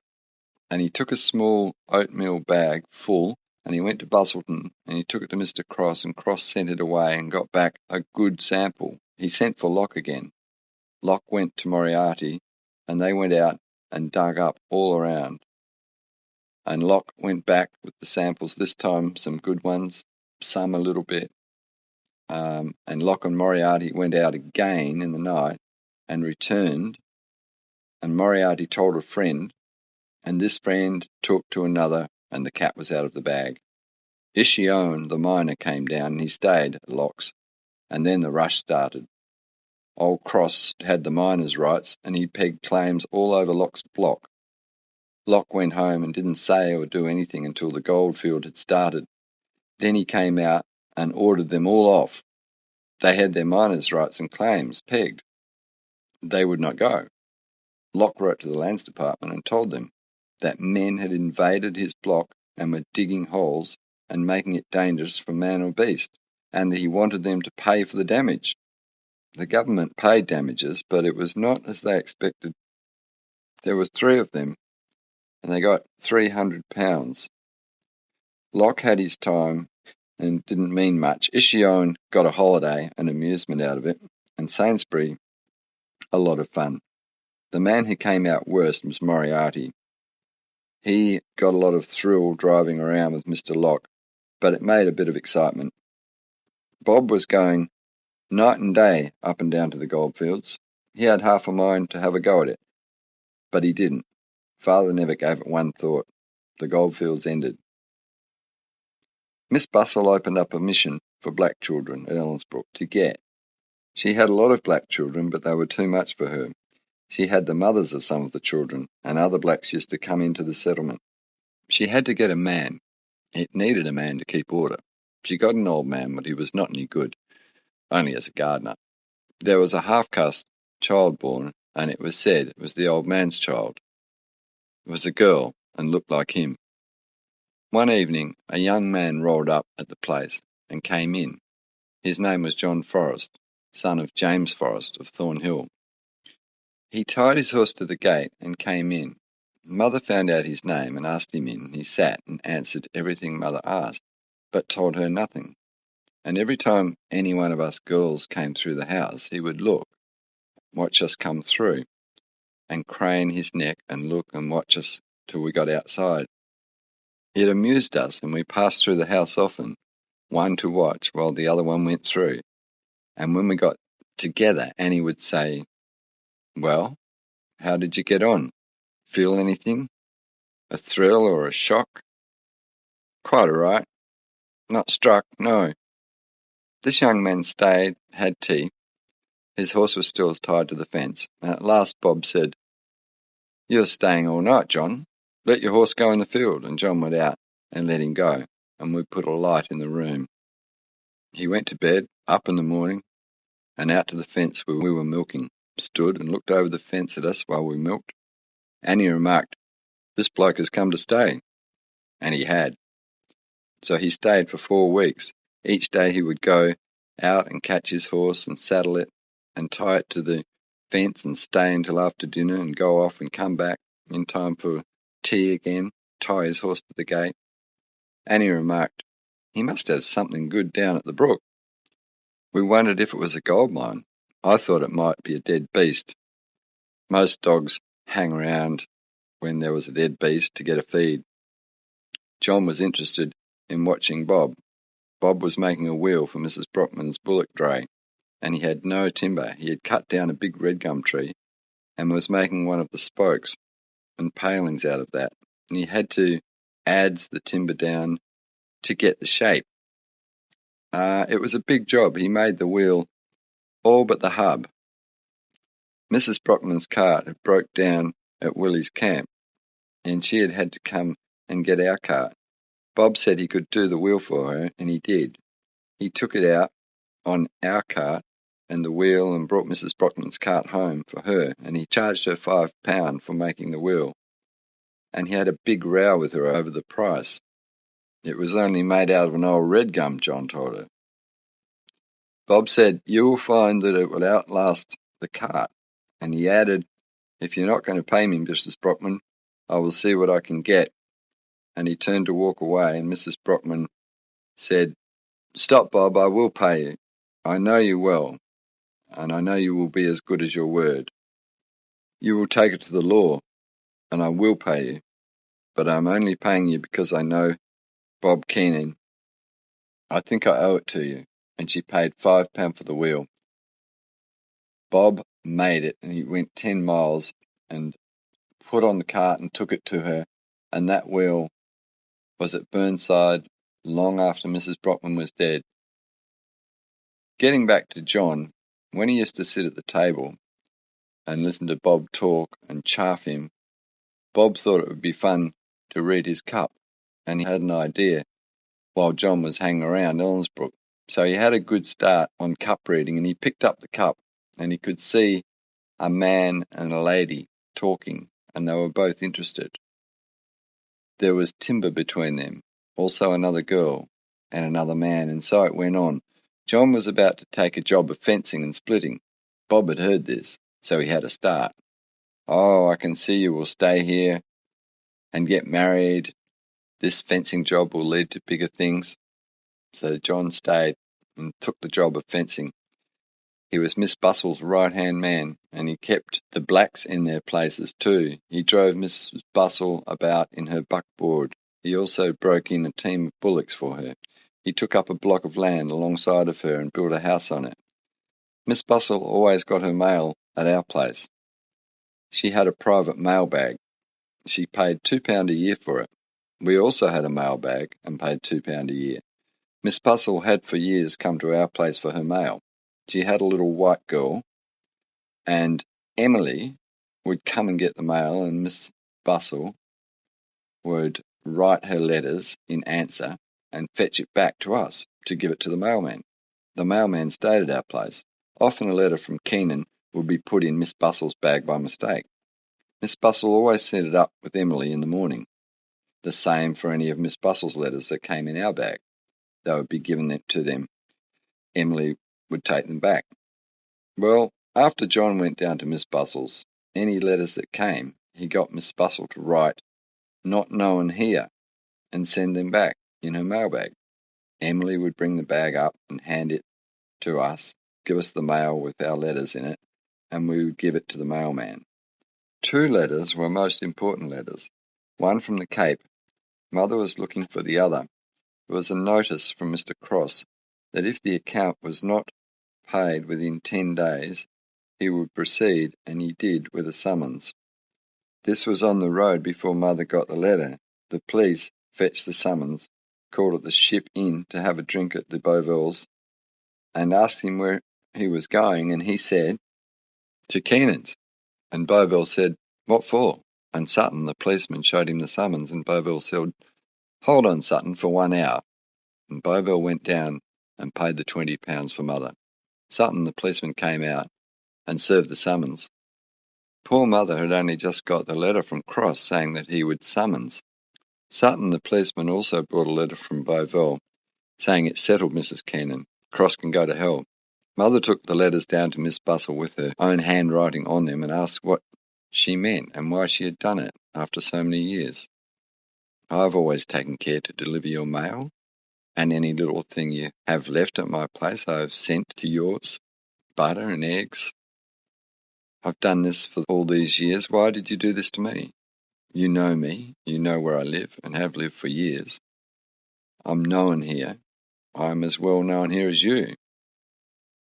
John stood up behind Mrs. Bustle and lifted his eyes to the ceiling and said, Miss Bustle is not duty-bound to deliver your mail.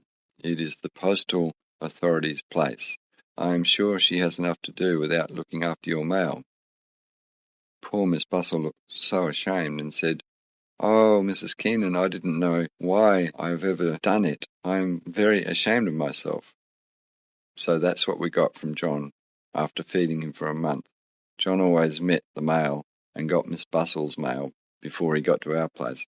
We didn't see Emily anymore. No news from Ellensbrook. Miss Bustle was independent. She had her buckboard and a driver, and she could go and come. Before she used to depend on us to send her butter, mostly by mailman. It was years since Mother had seen Miss Bustle or John. John got engaged to a Miss Walter and married her and took up a block of land at Quarramup, where Armstrong's place was. Bob and Harry were at Carradale. They had a job of fencing. They used to go on Sundays to Maxwell's. There was 3 girls there, and Mr. Maxwell didn't mind them coming to see the girls. But Charlotte had a boy, and Maxwell had forbid her to have anything to do with him. He said he is not in our class, but Charlotte used to have meetings with him. Sometimes he would come to the garden, and they would sit under the trees and talk. Maxwell had a big garden of fine fruit trees, hops, bamboo, and everything. It was a thicket, and you could not be seen once you got into the garden, but there was only one gate, and that was just in front of the kitchen door. Bob and Harry was watching things, and they made up their minds to have a bit of fun. They tied a thread of cotton to the gate and sat with the reel in their pocket. They were ready, Harry on one side of the house with a hanky around his mouth to form white whiskers in the dark, and Bob at the other side with a white hanky the same as Harry. And when the boy came in, he went for the thicket, and there he met Harry posing as Maxwell. He rushed around to the other gate, and he met Bob. Bob was to stop him getting out of the gate. They kept this up, and at last he jumped the fence and off. They watched Charlotte come out to look around for her boy. While Harry and Bob were there, they seen to it there was no meeting at night. Typhoid fever broke out at Carradale. Harry got sick and came home and laid up for 2 weeks, but Bob kept on and finished the job and came home in the night. He was wet to the skin and very sick. He had typhoid fever too. Harry went to the Cape, and we girls, Annie, Grace, and I were there. When Harry told us that Bob was ill, we thought, it's typhoid. Father said to me, you had better go out and see how he is, if it's typhoid and if he has it bad. So I caught my horse and off I went. When I got out, Willie was ploughing up on the flat, and Bob was sitting at a big fire in the dining room. He had been out and shot a squeaker and had taken the handle of the plough and went 1 round, and he was all right. He thought it was only a cold. He sat and talked and went to bed. Next morning, Mother was in the dairy, and I was going to catch my horse to go home again. All at once we heard Bob shout, Hey, where are you all? Where have you all gone? No one is here. He was coming around the house in his pigpen pants, only I run to him, and he fell on me, and we got him back to bed, and he was raving. Then we had to get the doctor from Bustleton. I had to go to the Margaret River to do this, and I went across it, and it was a long time before we got through. There had been rough weather, and trees were on the line in the road, and I went by the bush, and it was late. When I got back, I had to get around trees, and the doctor was out at Bridgetown and would not be home all night. When Dr. Hungerford got home and got our message, he had just had his tea and started for the Margaret. And when I went out to milk the cows, he was at the yard, and he asked, How is he? And without another word went to Bob's room. Mother asked, Will you have a cup of tea, doctor, to warm you? No, I will see Bob first. That's what I came for. And in he went and sat Bob on a pillow and took his temperature. 104, he said to Mother. Then he put on the chamber, as Bob had water trouble. He told us to shift Bob out of that room and keep an eye on him. You may think he is all right, and he is not. Keep that whiskey bottle out of that. Bob was ill for 6 months. First typhoid, then rheumatic fever. He went down in May and got out in October, and we girls nursed him day and night. We could not leave the bedside for 5 minutes. Father had put 2 men to clear some ground at the plain to grow wheat. Harry was out there horse hunting one day, and he could not get the horses. He had his gun with him, and he shot the horse called Rigby. This horse always led the others to the thicket.